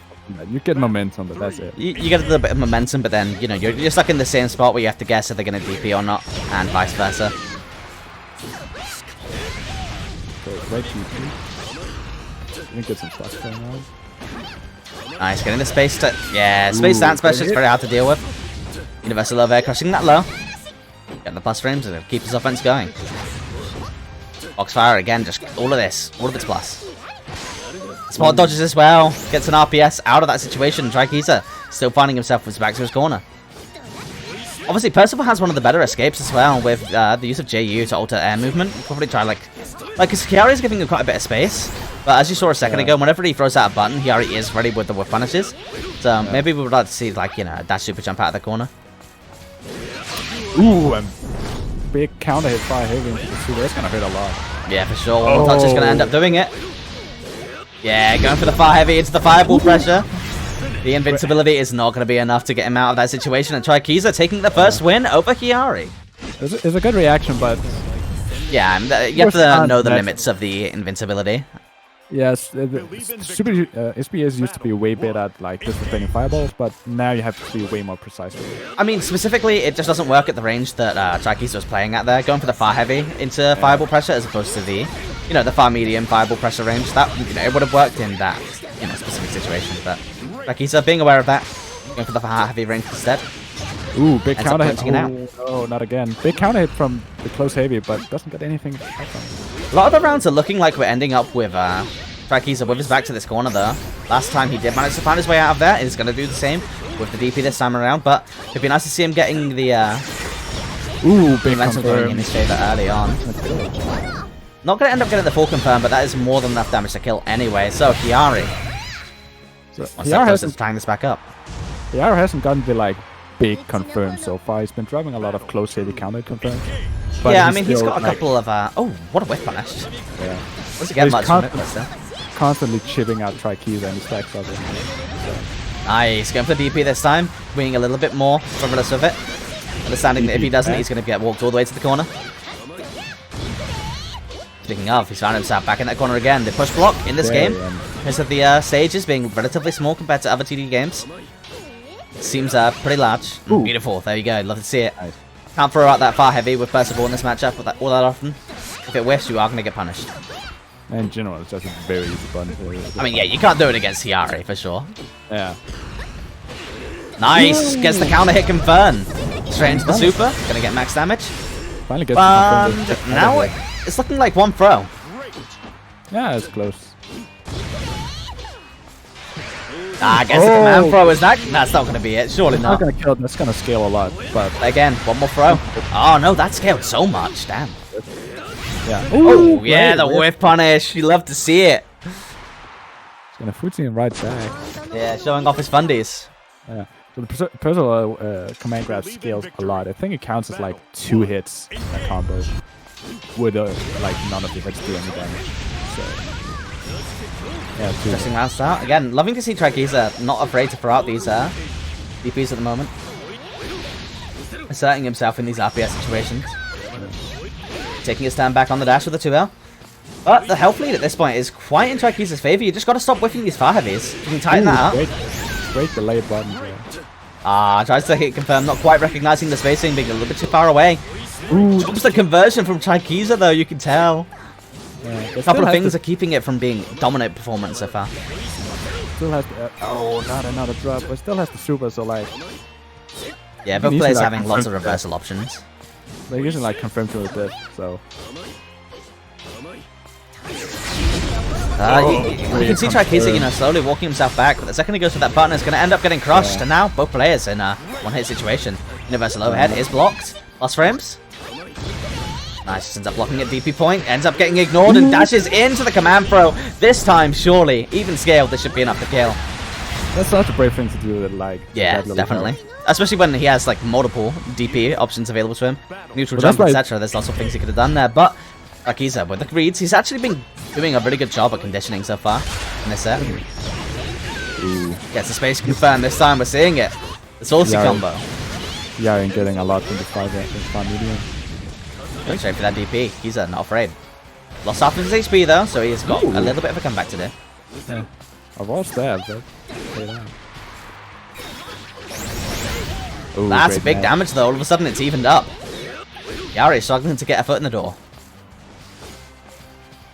You can see him just looking for those whiff punishes that he's had so much success with in this set so far. He hasn't really dropped. Yeah, Trikiza going in for that throw. Whiffs her. Whiffs a command dash follow up. But Hiyari really having a problem getting in at this point. Manages to bully his way in. But is it going to get anything from it? Going for these whiff punishes is just a second too slow, and that's going to be it. Shrakiza getting the whiff punish and then following it up afterwards with the command dash. Is going to be taking the match.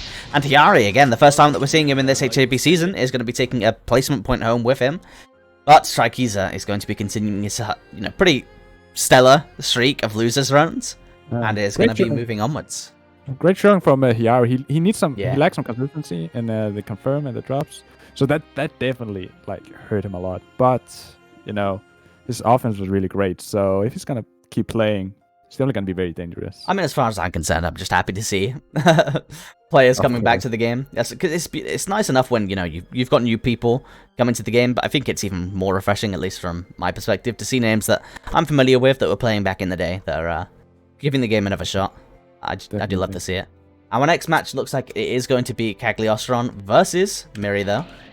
Yeah. So, Svamp and Miri. A matchup as old as time. The Zeta Bros. Great spirit coming from the players. And yeah, love to see it, Margin. Love to see it. Alright, so let's see, though. We're going to go into our next match, which is going to probably... No. Can we ban this game of toxicity? Oh my god. The Cagliostron coming out. His alter ego. This is the third one that we've seen from Svampin so far. I'm getting kind of concerned with him with all these personalities. Yeah, what's going on? we also seen the watch Jago in Guild Together. Yeah, I mean, his personality for that was just play GPVS. So I'm all for that personality. So if someone's close to Swamp, give him a look. I'm getting concerned.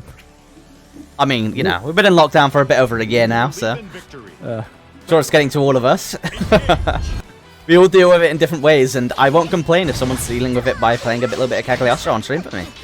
That's probably the optimal outcome, as far as I'm concerned. Oh, yeah, you gotta look at the positives. For sure. Not gonna catch me complaining, at the very least. Oh, definitely not. But Miri vs Vampin, gonna be an amazing match, and starting it off, we have just a little bit of chip coming in either player's way. No real positional or life advantage, as I say that. Miri getting the first significant hit, and pushing Vampin all the way to the corner.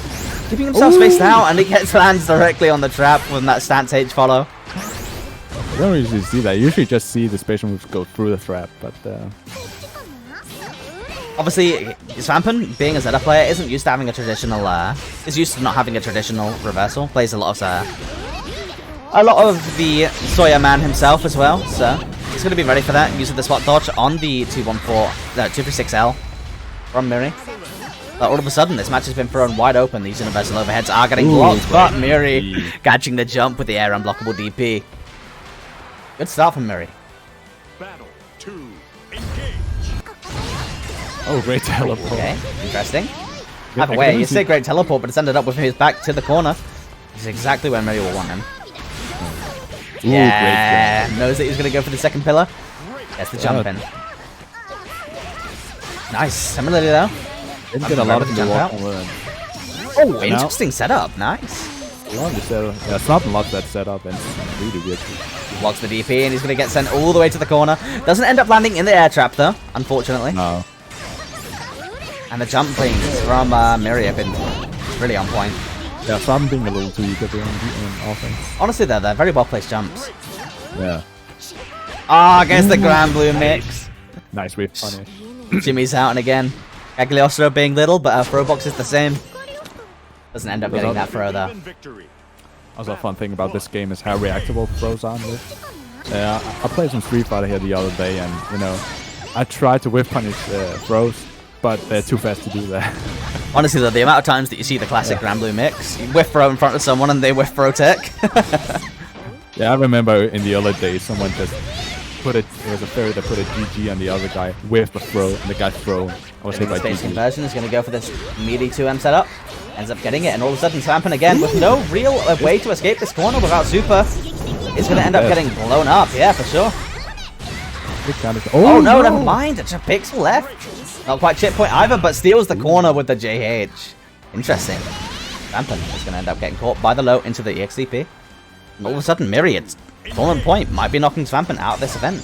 Yeah. Myriad's definitely getting comfortable right now. Ooh, nice punishment there. Similarly, getting the space conversion for Cagliostro.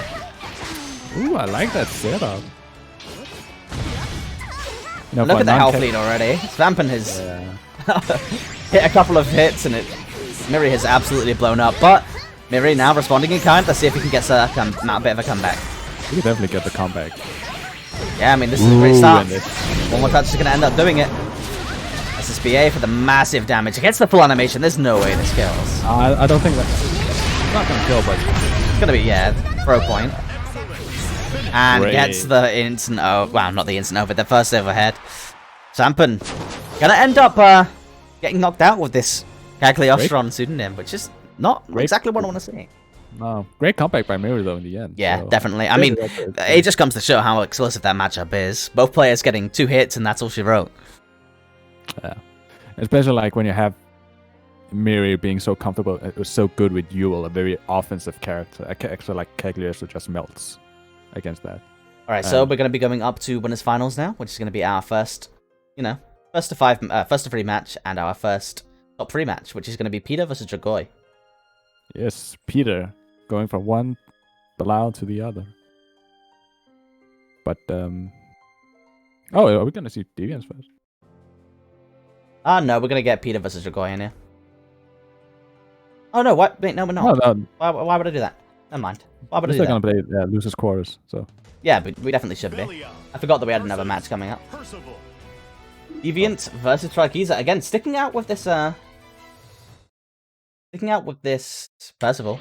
Love to see it. I mean, at the end of the day, there's no better way to get practice than to hop into an open bracket tournament. definitely when Get you some have matches in. Victory. also have the points for the finals. So you might as well. Yeah, I try mean, not he's third place right now, and he's pretty much locked into the top 16 for sure.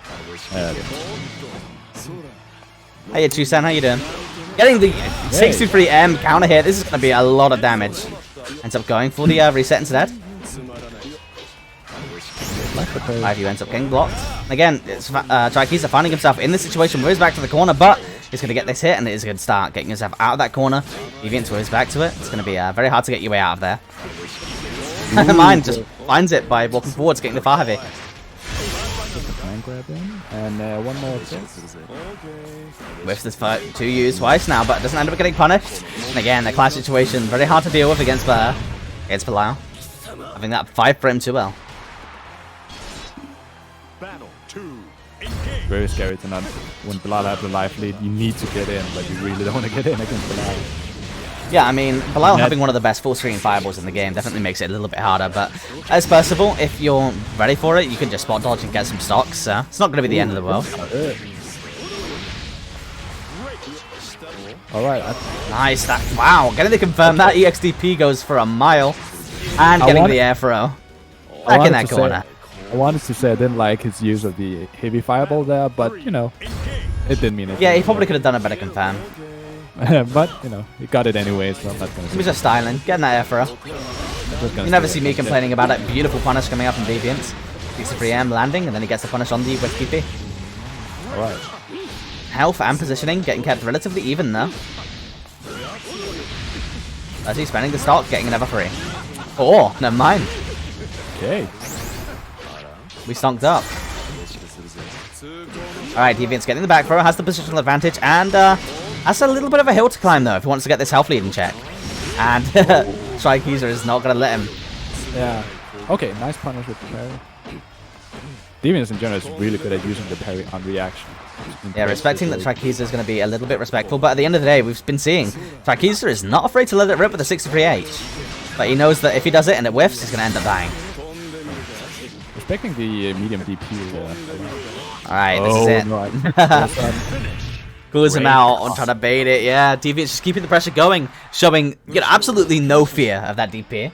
definitely. Believe in Deviants victory. in is his very. head. Once Deviants gauges in the corner, he's very suffocating to play against. Yeah, for sure.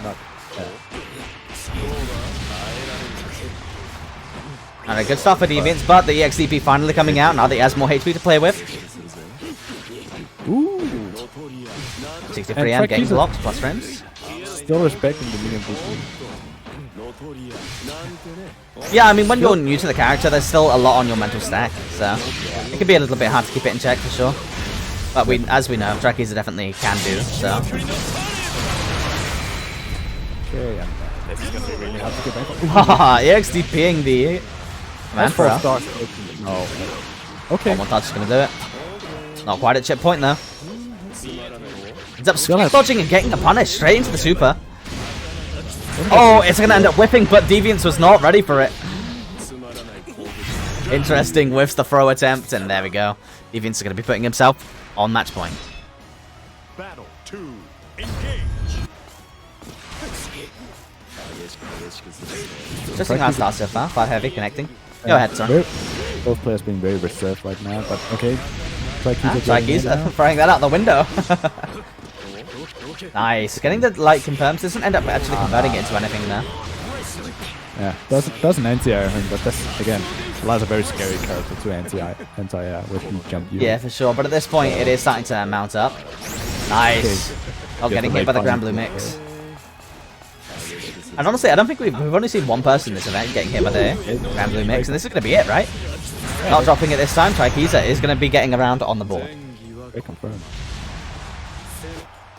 Battle 3. Engage.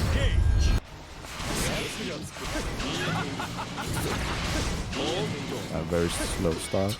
Yeah, I mean, this is what we're talking about earlier. Percival, obviously, not having the best time full screen against the fireballs, but if you manage to get that dodge out, you can usually get a stock or two, so it's not the end of the world. HP is relatively even right now. 3 stocks in favor of Percival, but he has his back to the corner, which is a theme that we've been seeing recently.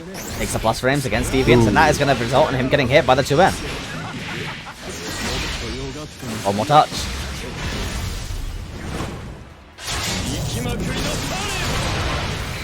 Okay, what's Deviants gonna do? Nice. Again, Trikey's going for the EXDP. Not afraid this time. Gets himself back to mid-screen, but you have a long way to go if you want to bring this one back. Does have 2 stocks ready, so you can definitely do some damage. Ah, there you go. The risk of trying to anti-air Belial. The late JU. Pulls his hurt box a little bit up, forces him in the air, and crushes that 2H. So this means that Deviants is going to be moving forwards into our losers finals. No, into our losers semis, pardon. And we're going to be seeing the long-awaited match of Peter versus Dragoi in winners finals. Which is, again, going to be our first top 3 match, and is going to be, as such, our first of 3. Yeah. So Peter is gonna go directly from one Belial to the other. Yeah, he does it. He has some time to, like, chill off a bit, but it's right back into the Belial. Yeah, it's not going to be the easiest run for sure. But yeah, as Margin said, it is nice to see Deviants finding a bit of time to play some Granblue. He was planning on taking a break. Obviously, he's been having a lot of exams recently. But seeing not 1 but 2 phenomenal Belials in the bracket is going to be a fun time for sure. Unless you have to play against them. Yeah. And Dragoi also has a Lancelot himself, so That's he true. definitely knows the nuances of this character. That'll be fun to see. Right, so let's see if we can get this one going. If you had to make the predictions between Peter and Dragoi, Peter obviously having a very well-established reign of dominance, at least, on the EU Granblue scene, being one of the more phenomenal Lancelot players in the scene, probably one of the few that actually mains Lancelot in the top player of EU, versus Dragoi, who is, he's been in here relatively recently, but he has been making a name for himself in the, not just Spain now, but the rest of EU. I also got wait, why is Swampen visiting the lobby? Swampen's basically, whilst he's chilling on his stream, he's just going to be spectating from in-game. Oh, okay. He asked me ahead of time, it's fine, so long as it doesn't cause any issues with the hub, which, sometimes it does, knowing Arc System works lobbies, but assuming it doesn't, we should be good to go. Alright, so... I want to take a moment to say thank you to everyone who has followed so far. Love to see the support, and be sure to check out the server if you haven't already. I'll leave a link to it in the chat real quick. And for those of you that aren't aware, it was just this week that we announced the official reveal of the Hearts Are Blazing Guilty Gear Strive section. Who would have guessed? The one thing the server was originally made for. Yeah, I mean, those of you that know the finally lore, here. you know the lore. It's finally here. More than a year later. I've been waiting for quite a while for it, and I'm very hyped. But nothing gets me more hyped than getting a little bit of Granblue action going. It's Valentine's, so let's spend it together. Some wholesome Granblue moments. Flushed emoji. Dragoi versus Peter in winners finals. The intimate set coming up. Yeah, let's see how up close and personal they can get. 踊らされる君たちの愉快な姿をね。 Yeah, let's see how up close and personal they can get. 踊らされる君たちの愉快な姿をね。 Yeah, let's see how up close and personal they can get. 踊らされる君たちの愉快な姿をね。 Very Bilal's definitely the double. Yeah, I mean, yeah. He's the Valentine character that you don't want to leave alone with your drinks, that's for sure. No, oh my god. Oh, great jumping. Dragoi has done that. Nice, good start from Dragoi so far. Peter getting that spot dodge on point, but again, he has to find a way in, and this is what we're talking about. The way to deal with Lancelot is, in fact, weirdly enough, it's kind of like a bit of a paradox, but the way to deal with Lancelot is to actually get in his face and stop him from getting those fireballs out, stop him from getting his approach. I do remember Peter saying that while Lancelot's a rushdown character, he wins like neutral when he's full screen. Like if you give him too much space and let him play his game, yeah. To find a way in. Very interesting character. Yeah. And he's now at chip point though.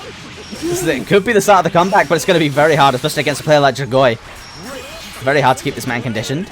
And good block. There you go, yeah. It's a chip point that you got to worry about. Not quite ready with that spot dodge. That could have, if he got the spot dodge though, that could have very well been a 2-touch game. I think it was in recovery from dash up, getting the far heavy.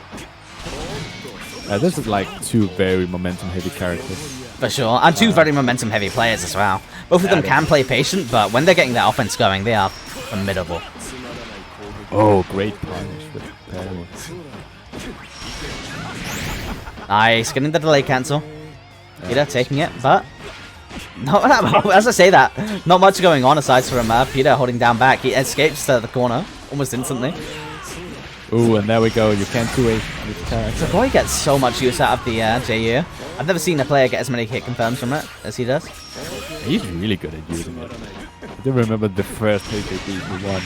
He won by doing like 6 JUs in a row against Strikekeeper. So. Nice Peter getting the throw. Taking the beating, then just stepping back, but very ambitious DP. Ends up connecting, and Dragoi is going to end up taking the first out of 3 matches. Is Bilal JU a walk cry? Yeah, I mean, honestly, kinda. I mean, it's everything you want in a button, an air button in this game. Alters your air movement, gives you plus frames. It's definitely like a WMD. Can be ambiguous, it weirdly hits cross up. Thank God for the God button. Let's just say that. Yeah, for sure. I mean, I think both of these characters are kind of an indictment too. Thank God we have this guard button. Oh, we're memeing on that. Dragoi's offense is unstoppable right now.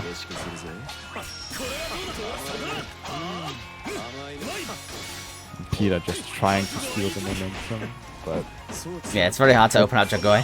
Very patient player. But when he needs to be, that's what I mean. He's not really patient, but when he needs to be, he can flip that switch for sure. Good hit confirmed coming out from Peter, but he's got a long way to climb.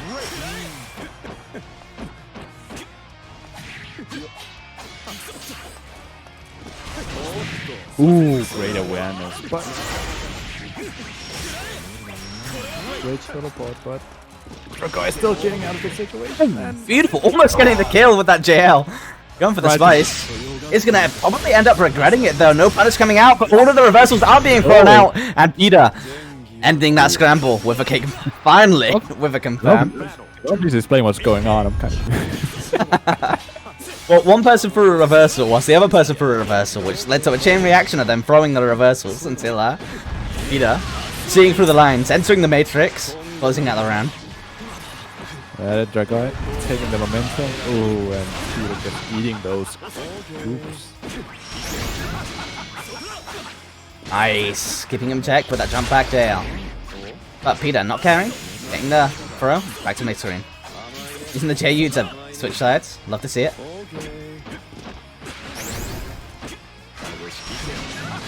Solid pressure coming out so far, but an interesting jump back JU, throw bait. Good pressure coming out so far, but Dragoi interrupting it. One more touch will do it. Nice, good jab. Wow. Good block from Peter as well, though. Trying to bait out that DP, I suppose. I can't really afford to like do this. Ah, gets thrown. Okay. Dragoi keeping this interesting, keeping it tight. But honestly, these are very explosive rounds. Definitely go either way.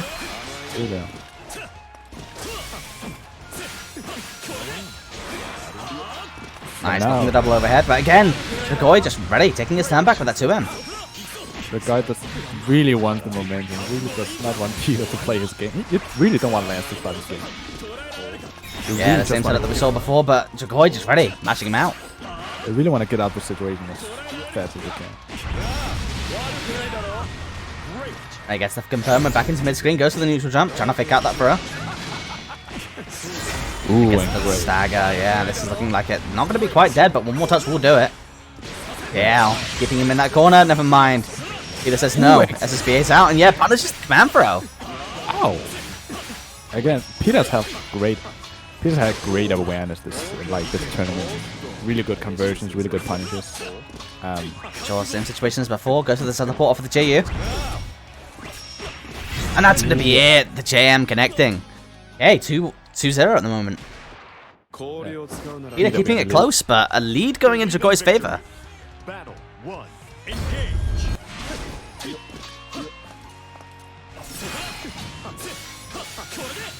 Ooh, and then for the break. A great combo coming in from here. Love to see it. Really do. Ooh, and that was such a close sweep. That's good.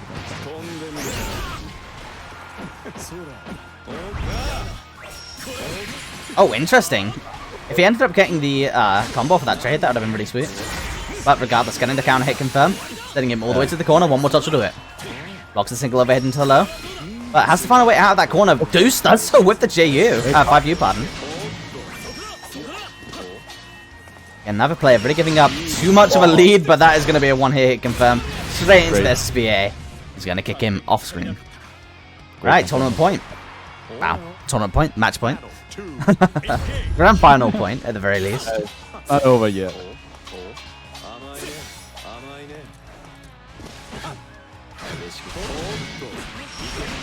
Nice, getting the confirm off of that 2M. And there's a beefy confirm for only one cooldown.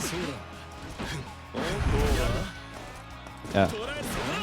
The Lala always has really good conversions in mid-screen. Yeah, I mean, Jogoi specifically, he has some really nasty conversions you don't see very often, and he has them on lock, so always getting the most out of his cooldowns. Oh, what? Hey. Again, you need to live in the Matrix to be able to follow what's going on in these sets. This is like watching Getting hit with a double overhead. This is Dragon Ball episode, people flying around everywhere. Dodging. This isn't going to kill, but one more touch, throw point. Okay, oh, Walkling. Doesn't end up mattering. Alright, Peter, you going to start this comeback? You going to see it? Very possible. Great round start. LTP ends up whiffing, no punish. Nice, giving him check, getting that counter hit confirmed, but drops it.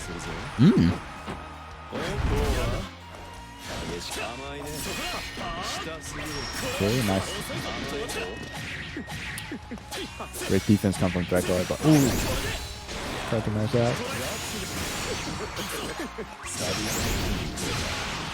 Alright, good start so far. Both players, you know, relatively even on health. One mistake is all it takes for Peter to be knocked down into the loser bracket. Peter's though. Peter's been so good at playing around that parry, punishing it, like, at the very least, like, dodging it, if not punishing it when he can. Love to see it. We're going to have a longer set on our hands. No longer at grand final point. Peter has a lot more room to breathe going into this next match. Alright, great answer.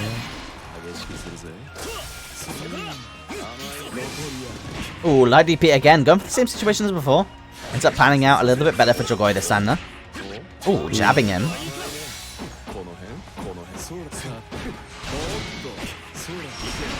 Beautiful conversion. Gonna get the full conversion this time. But Peter not giving up, not giving Jogoi too much space to work with. Okay, Peter running himself into the corner and then jumping himself out again. Yeah, he's a slippery man.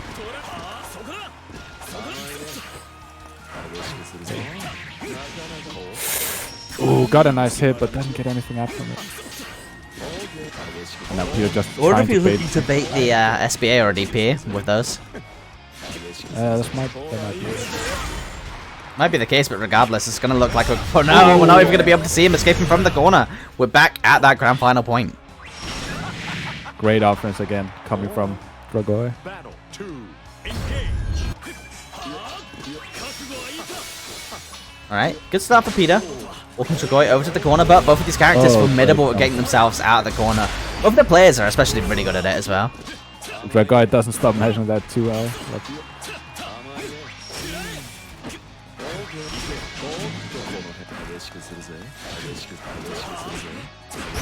Nice, good to confirm. Wow. Doesn't want to let go. It's a free hand block, plus moves. Keep going. Good blocks from Peter so far, and doesn't manage to get the conversion, but good anti-air nonetheless. Ooh, nice. Speaking of, I guess the full animation as well. that's going to be a very dead Peter. And there we go. Dragoy, grand finals for the second time running. Yeah, on the winner's side, nonetheless. That was really, really interesting. Getting the procs light and straight into the SSBA. Got the full animation. Yeah, Great I mean, it even looked like Peter, if I'm not mistaken, was behind him at the full animation part. Yeah. So, definitely one of the more interesting hits that I've seen coming out from Dragoy there. But as we spoke about, he's sitting in the lab posting on Twitter all day these really weird conversion situations. Yeah, people could give Granblue a lot of shit for like having some really straightforward combos. But, you know, we have some players that can really make the most out of the combo system in this game. I mean, more importantly, you know, he was ready for that very... We're going to go with niche situation. And he was ready with a confirm nonetheless, and that's definitely a skill in its own right. Yeah. But from Anyway. one battle to another, Miri versus Deviants. This is loser semis though, so we're back to first to two, for those of you that are wondering. Yeah, we probably have to update the screen. People can't see this. Good light DP coming out from Miri. Health lead again, relatively in favor of Deviants, but as we saw in the last match, that could turn around in a slight moment. Oh, Che, you have to change the scene. Ah, I haven't changed the scene yet, my bad. Anyway, Demon's on the life lead, but great anti-air coming in from Miri. Into the SSBA, that's gonna hurt a lot, but not gonna kill. But this is not a fun situation to be against Duo. Yeah, she has a lot of ways to enforce little RPS situations, and all of them will kill. Yeah. Nice, picking up, just Great. waiting for that jump. Keeping himself space, not wanting to dash in and give the Deviants, you know, the opportunity to jump, or even worse, DP his way out of there. And the patience coming in, coming in spades for Miri so far. Got the DP on lock though.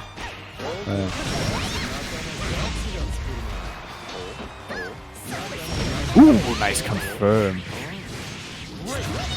I mean, I'll be honest, Nexus, even if Deviants doesn't end up winning this one, Peter is going to have a challenge on his hands. Beautiful stuff so far, though. Deviants staying.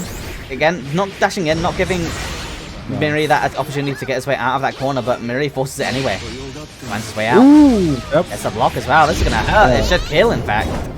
That must have been like a messed up buffer right there. Yeah, you'd have to I assume see it. so. It's been a while since he's put any large amount of time into the game, so it wouldn't surprise me if that was the case. But Miri taking a convincing first win in this set. And yeah, Miri is looking phenomenal, you're right, Nexus. Gonna be a challenge regardless of who ends up going into the Losers Finals. Ooh, far in, far in.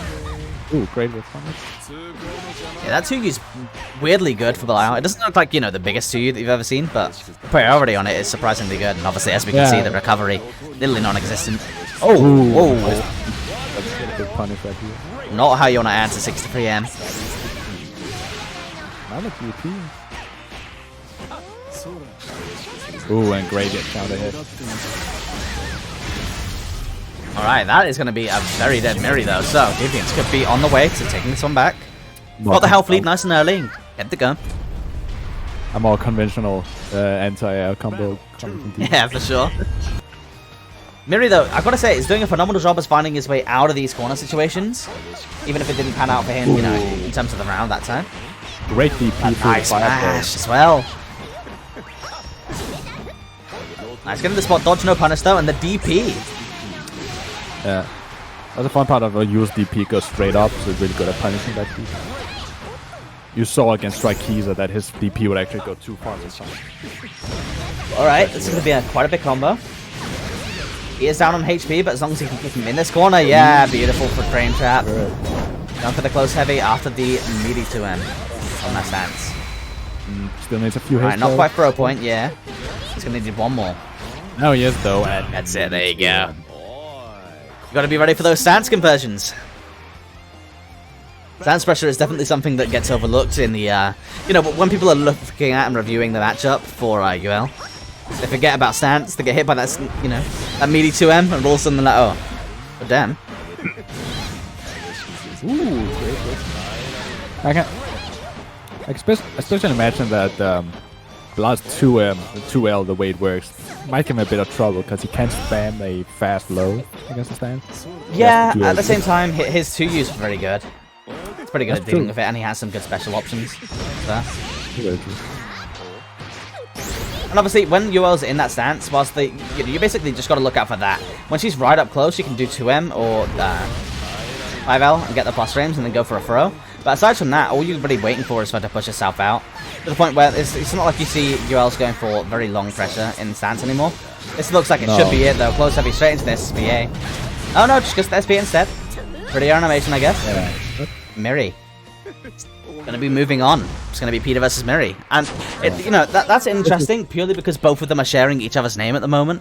Trying to mix up the ETO. Yeah. I mean, I'm not the one who's gonna write the scoreboard, so good luck with that. Cheers, Yeah. I need it. Anyway, good stuff coming in from Miri, and we lost one. Back to Cody. Yeah, it's gonna be Peter versus Miri or Miri versus Peter, whichever way you want it. Yeah. Whatever. Alright, good run, Deviants. It was lovely to see you in the tournament, man.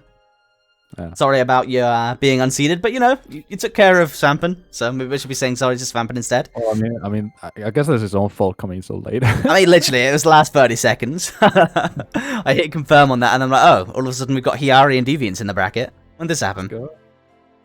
GG's. Yeah, great seeing again, playing again. So. Yeah, love to see it. Hope your new work goes well, and hope to see you. You know, if not towards the end of the season for Granblue, definitely gonna see you at Strive. You gotta teach me, man. We gotta grind. Alright, but losers finals. This is a top 3 match. Our top 3 is now locked in with Dragoi, Miri, Peter.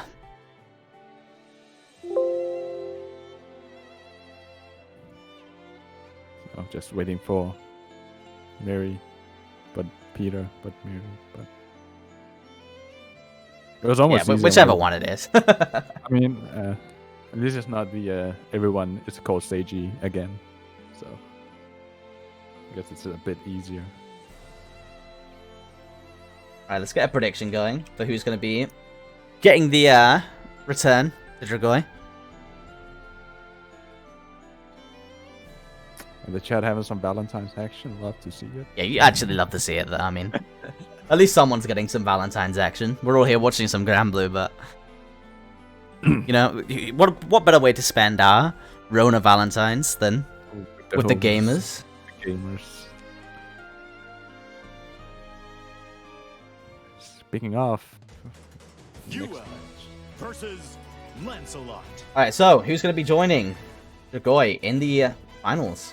Is it going to be Miri slash Peter, or is it going to be Peter slash Miri? Believe in victory.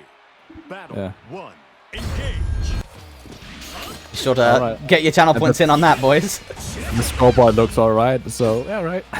Looks like we're good. I mean, who knows at this point? They could have, unironically, they could very easily just switch names and switch characters, and we'd never know. We'll have to identify it based on how they play. And this is looking, you know, pretty staple. Yeah. It's pretty staple Peter so far. I think we got him. I think we've nailed his here. Either way, this is going to be a phenomenal match. Both of these players being very experienced against one another and very experienced at the top level of play. Yeah. Fun lore for all of you that aren't aware. HB Season 1, the winner got a copy of the Season Pass, and Peter actually didn't want it, so he gave it to Miri. So that's probably why we're seeing his UL here. That's nice. Even more Valentine's Day. Yeah, right? Flushed emoji. Season 2 pass action.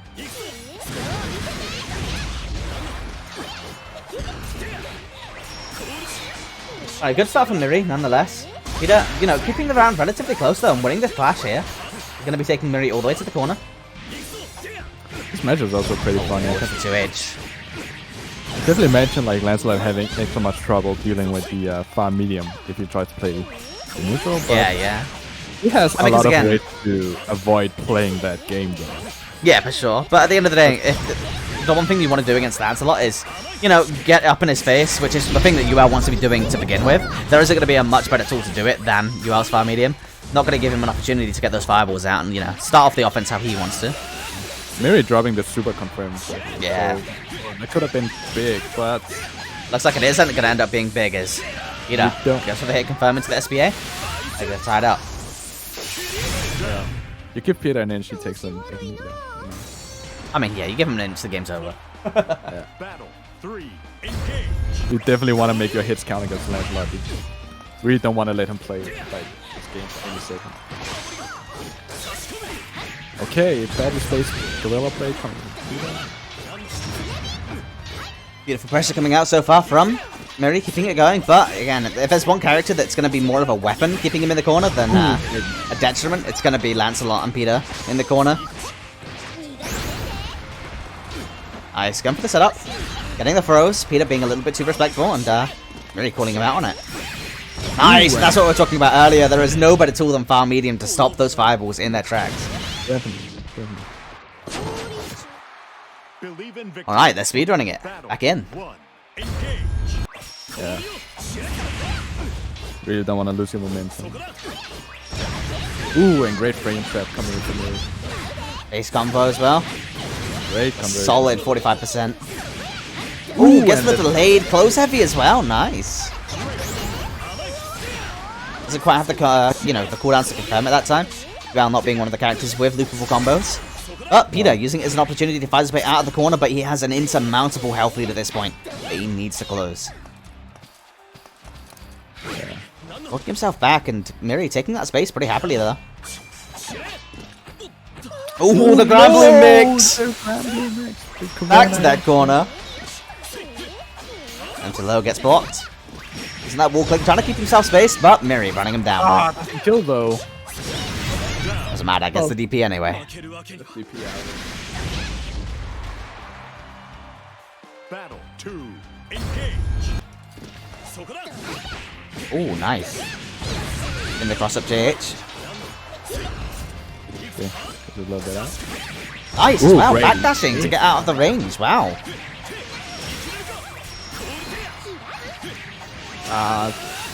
Try to get out spot of dodge. the situation. Peter was waiting. Ooh, universal overhead counter hit, the first we've seen in a while. Gonna end up hurting, but still gonna be one more touch. It's gonna have to be a good one at that.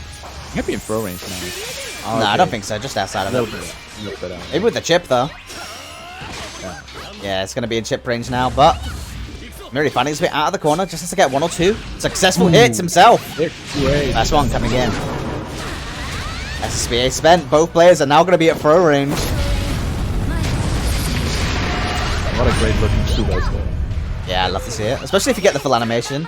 I think it's like second only to Zeta's.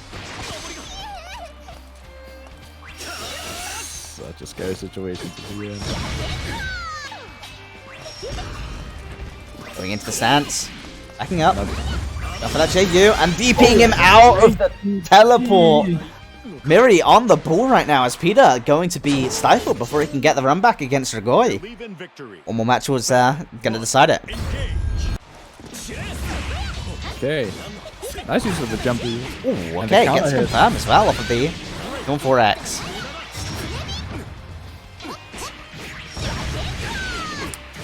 Nice. This is a off good him. start for Miri. Ooh, jumps up but gets brought straight back to the ground with the charge teleport. But you know, all things considered, not the worst. Great DP. Okay. Fun looking setup from Peter. Might have been a mistake. Universal overhead as an offensive measure against the throw. Usually you see neutral tech in those, you know, neutral jump in those situations, but Miri has certain dominance for that universal overhead and closing it out. He is now at tournament point. Will Peter be knocked out of this tournament?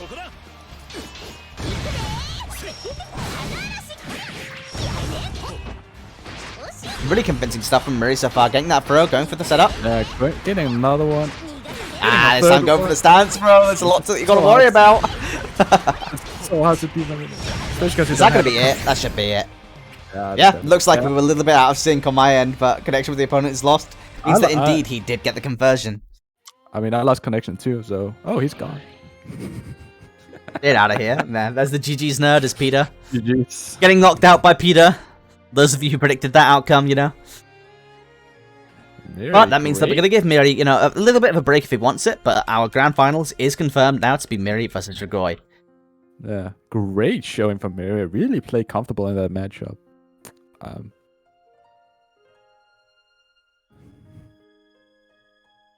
Spectator game's just bad, yeah. Yeah, Spectator has some weird bugs. Yeah, for sure. I mean, at the end of the day, it's not necessarily just a Granblue specific issue. Yeah, Arc System Works lobbies can be like that sometimes, especially if there was a lot of people spectating. Regardless, though.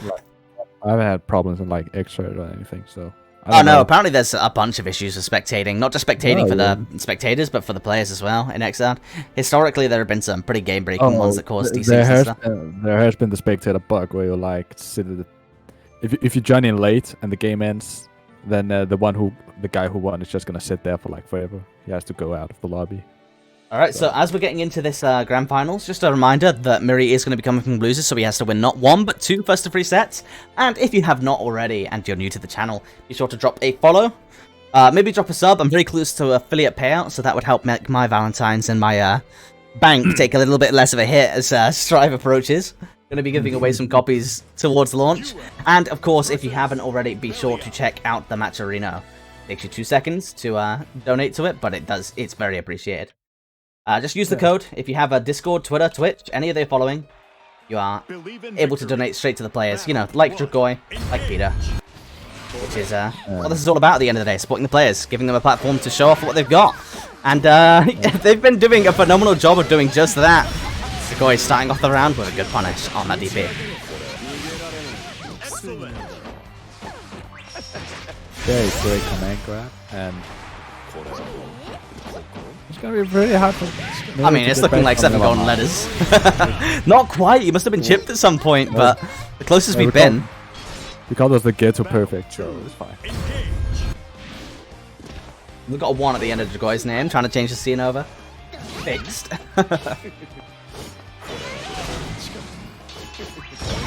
And now it's... Ooh, great punish. Ends up dropping it, never mind. Dragoi taking the most out of it. You know, he's not going to give you a moment. If he sees you dropping something like that, he's right in there. Give me that. I kind of mentioned this before, but one thing I think is funny about Dragoi is he used that second hit of fire hitting so much. Alright, Peter coming in the chat and confirming that it was in fact a rage quit. Okay. Peter rage quit on Peter. What are the odds? If you end up.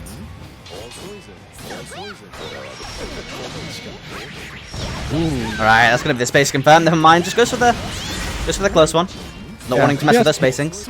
And he has super, so that's that's gonna kill. Yeah, that's gonna kill no. You love to see it. Great anti-air conversion coming out from Miri, tying it back up. And this is gonna be an incredibly momentum-based brawl between these two players. Both of them, you know, riding quite a long series of wins, though. Yeah, definitely. But Dragoi, with a flawless series so far, has not lost a single match.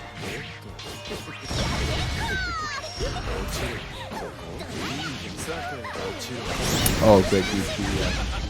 The guy has some weight going ahead of him. Nice, getting the jump in. All of a sudden, you know, he's got a long way to go, but with the SSBA on lock, might be able to do it. Ooh, and get the counter hit.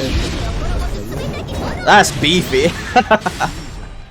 And Miri takes the first one. Yeah, it's a good first step. It's still got a long way to go to reset this bracket, but it's definitely a step in the right direction. Especially against a very momentum-based player like Dragoi. Usually, you see him just kind of get the momentum of the match and just run with it. But seeing Peter, well, Miri, pardon, come back after that first round, you definitely love to see it. Good anti-air again, though. Ends up dropping it, similar to the first round, but the health lead is looking a little bit more in favor of Miri this time.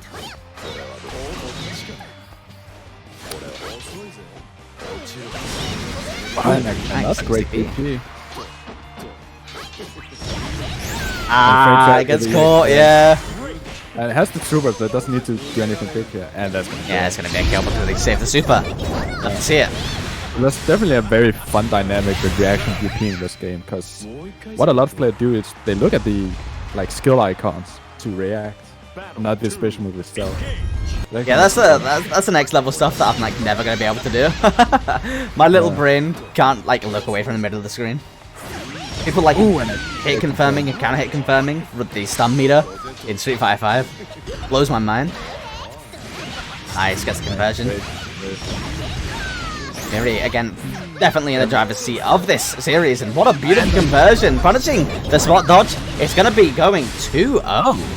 The guy is trying to be really active on defense, but Mira has been calling that so well. Oh, and we are gonna... Wait, we're gonna see the boys? Are we gonna see, see the boys? We might see the boys. We might also see... I would love to see the boys. I mean, yeah, it might be Lancelot, it might be XYZ, but I want to see the boys. There's about... He's a man of many characters, so... Bon. Yes, it's the boys! Let's go. Alright, so for those of you that are not aware, Dragoi does have a pocket Luane, and with players like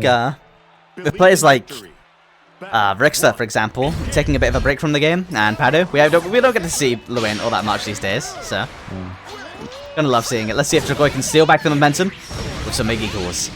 Great turn from Miri, forcing him to play Luane instead of Belial. Yeah. Nice stuff. Gets the awesome source, takes him all the way to mid-screen. Our DP comes out, putting him back to the corner, and again, Miri just using that far medium, goes straight for the boy. Yeah, Luane definitely has to work hard to make her respect those summon calls. Oh no! I think he was going for Iggy, but it got baited out by the side switch. That's definitely Iggy, and we get it now, but... You have a long way to go with it. Yeah, it's a little health there. Luckily for Dragoi, he has got him in the corner, so punishing the spot dodge and now getting a second hit against the chip. This is looking like not the best situation for Miri. But it just runs him down. Uses the far light. Oh no, it wasn't. It was far medium. Didn't get to see that second hit. Alright, this is not looking great for Dragoi. Miri taking advantage in the set, but who knows how that would have went if he actually got the Iggy call that he was looking for in the first place. Second time we've seen in this tournament that side switch situation going on with Miri. Oh, okay. Get the fancy conversion, but drops it. No. Okay, nice touch. Nice, getting the throw. Back Win. corner. Oh, good Jimmy. I spent the Iggy right away. Yeah, he got quite a lot of bang for his buck last time, but with his back to the corner this time, he's more vulnerable to a punish. And Miri with the health lead doesn't even want to mess around with these situations. Yeah, it's gonna get a punish. Big punish. That's a very dead boy. Alright, Miri tying it up. Resetting the bracket. Moving into the second versus 3. I wonder if we're going to be going back to Belial. That was a quick 3 games, actually. Oh no, sticking with the Luane. Respect it. Honestly though, Miri seems to be on some ungodly momentum at the moment. Yeah, this is so hard to deep especially when you have Luane. Like, the parry is okay, I guess, but... You know, Miri's got places to be. He doesn't want to break after 3-0ing Peter. Goes ahead and 3-0s Dragoi. We're going to see a 9-0 in the top 3. Yeah, HBA set up. Dragoi doing everything he can to make that not a reality. Gets the low, and that's going to be a very dead Miri. I know people talk about that the human pyramid is like way harder to defend against than ED. Way less telegraphed, and like when he gets the hit, he can convert pretty well from it. Yeah, I mean, both of them, you know, you can deal with the situations if you're ready for them, but the entire point of Luane is putting them in situations where they can't be ready for everything, and it puts a lot of strain on your mental stack. Exactly, but that's this game in general, really. Like, yeah, for sure. Wow, what a anti-air. Getting the full auto combo, sitting all the way to the corner, and getting the trade confirmed. We're going to see a HPA setup. Now tries to DP his turn back. Okay. Jumps back, keeping him in that corner. Alright, Miri, sitting back some momentum. Back to mid-screen. You got to be thinking that Dragoi's waiting for Yigi range at this point. But never mind. Doesn't get the confirm. Gets the oh, this is looking insanely close. Runs up, uses the HPA. And Boltu runs up and does the human pyramid. Yeah, gets the chip and then gets the second hit. So it's the only time she can spot dodge. And Dragoi putting an end to this momentum. Is this gonna be it? Is this where the set turns around? Are we gonna see a low in in top 1 in the graphic? I mean, we might do. I'm not gonna complain. I've got the image saved. Got him ready. EU Granblue keep surprising me. Just for a cheeky cross under. Obviously, in this game, not the most effective as you have the blood button. But nonetheless, I would have got hit. I have this useful tool at my disposal, but even Mira get hit by the cross up, so. Nice. I like to imagine that was a whiff punish to the fire. Wow. Going straight into the beautiful hit. HPA time, he gets hit again. That's going to be a dead Miri. Damn. Dragoi starting to get his momentum going. And we've seen in the past, it's like it hits like a train when he does. Yeah. Nice, good punish. Pressing that button with the far medium, getting the offense started, and this is what we want to see from Miri. Okay, great punish. Yeah, lovely. He's been getting away with the stance here. He's been eating a fair few of those yeah, it's not just him either. The last couple of weeks we've been seeing a lot of people not dealing with stance correctly. Just like that. Ooh, great.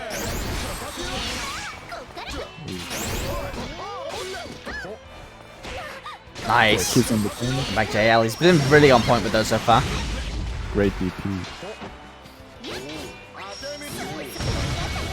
They're both losing. They're both on the loser's side of the bracket now. Tano, they both lost.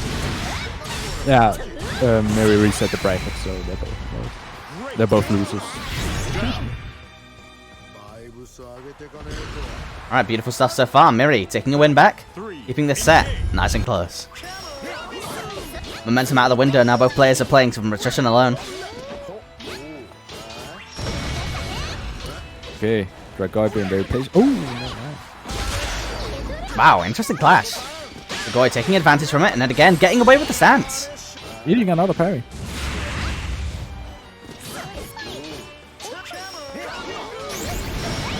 Ooh, and great block.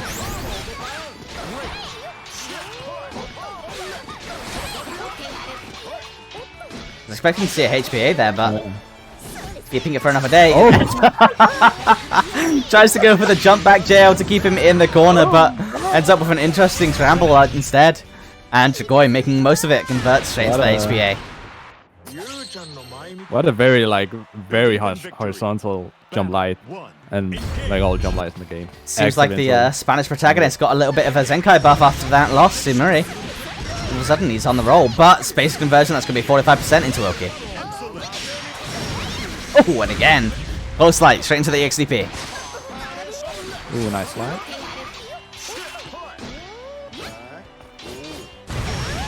Oh, nice. Again, getting the delayed crush with the 236L. Yeah. Eats another Seeing parry. a few too many of those going through, honestly. Especially Here like comes Yuri. Iggy. I was especially like imagine Miri dodging that every time. Oh, gets hit by the rocks. Isn't going to end up getting a punish. And gets hit by lightning as well. Okay. Not the worst Iggy. Doesn't get the air unblockable so close. Oh, EX Awesome Source. Straight out there. So many trades coming off as well. Delayed for attack. Oh. And that's going to be it. Miri converting into Super SSBA. Alright. Again, Miri keeping it close, but he has a long hill to travel at this point. Dragoi only needing one match. Okay, aggressive start from Dragoi. Look at the same situation as before. Yeah.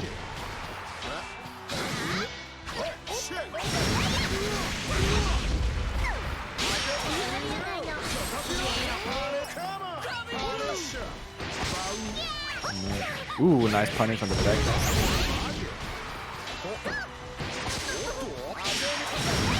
And finally, we could see some DPs on that parry. And now Miri looks more comfortable right now, just... Oh, okay. Well, Miri directly in his face, but Oh, yeah, it's going to get the unblockable. All of a sudden, this match is looking evened up. There is going to be no punish. EXDP coming out was probably trying to get that 236H. Oh no! That guy. What are they eating? Is that gonna bite him in the ass? Going for one too many. Yeah, that is gonna bite him in the ass. One too many parfaits. Lloyd getting a little bit greedy. That guy being a little too comfortable in the corner. Then we get the Valentine's. Believe in victory. Yeah, that's a perfect Valentine's SSBA and animation. Need to mention that.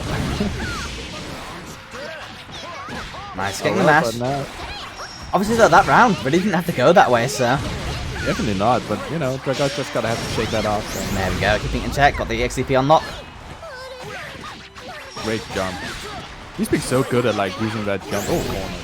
Getting hit by that Catalina bot, not something you see every day. Yeah, there we go. That's how we punish these. That's what we want to see. We're probably just gonna see Iggy almost like immediately though. Yeah, here she comes. No reason not to. I mean, the reason we almost saw. When Miri whipping that DP was definitely an attempted dash to for 6H. Not gonna get it. Ooh! Oh my god! With a crossover with the boys. Alright, back to tournament point. Oh, nice. Getting out the parry with the jump over. Ooh, and great aim. That's gonna hurt. Love to see it. I mean, that's the thing. UL from very specific hits has some really spicy looking combos, and it looks like Miri isn't actually gonna have the time to convert into that super. But regardless, gets the throw. No perfect, but one more round away from, you know, at least taking Dragoi away from tournament point. And that's the correct way to use stance. Beats out the jump in. Ooh, crushes it with the 268. No, 2148, pardon.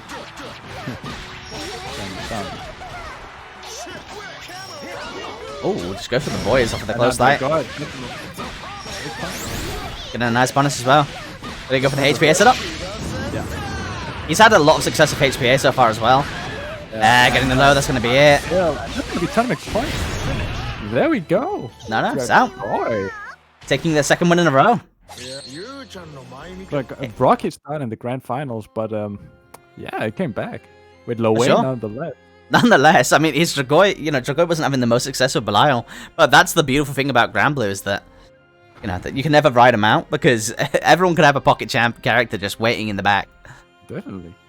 Well, that was an interesting end to this tournament, but Dragoi, congratulations on taking your second HAB in a row. This is going to propel you really high up the participant points, honestly. But shoutouts to Peter and Miri as well for some brilliant runs.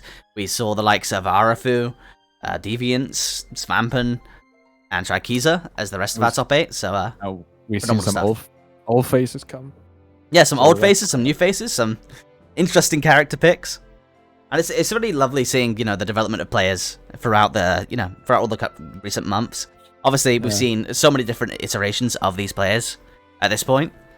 But regardless, it was a lovely way to spend my Valentine's. Couldn't have asked for a better way to spend it, really. Granblue with the boys. Granblue with the homies. Good vibes all around.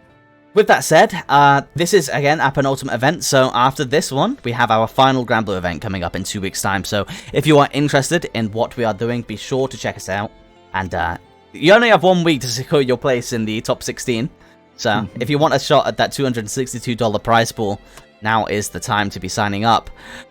We have a Xrd event in a week's time. That is going to be our penultimate Xrd event. And then a couple of weeks after the end of Season 2 of HAB, we are going to be having some Strive.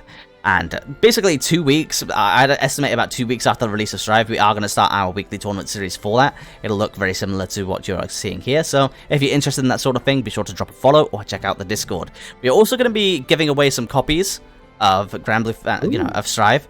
And we're going to be probably doing one via a tournament, which is more than likely going to be a Footsies tournament, but, you know, no promises on any of this so far, but I think we're going to try and get a Footsies tournament going for one of the copies as an in-house tournament. Another one will be done via social media promotion, you know, just the typical stuff on Gleam, via Twitter. So, and the last copy is going to be given away. At the end of our first Strive tournament, we are going to run a marble stream, you know, just like we did with Granblue. And the winner of the Marvel stream is going to get that copy as well. So if you haven't already, be sure to check out my Twitter, and I'll keep you updated there or in the Discord closer to the time.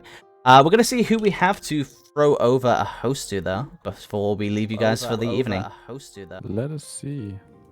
Who we got? I believe Svampen is still streaming, so let's see if he's going to be continuing his run. It looks like he is, so yeah, we'll throw you over to Svampen for the second time in a row. So, thank you everyone for coming and watching. And, yeah, for sure. Thank you for I was about to say thank you for coming on. Obviously, there were a couple of mic issues at the start, but never an issue on my end. Yeah, it looks like it was sorted out by the end. Yeah, it was a great fun. It was great fun. A fun tournament to commentate as well. So either way, we're going to be holding you over to Svampen. You saw him running the Cagliostro in the tournament, but he is appearing to be playing some lobbies and ranked tonight. So I'll put you in his very capable hands. Enjoy, everyone, and I'll see you again in a week's time for Guilty Gear and 2 weeks' time for Granblue. Bye.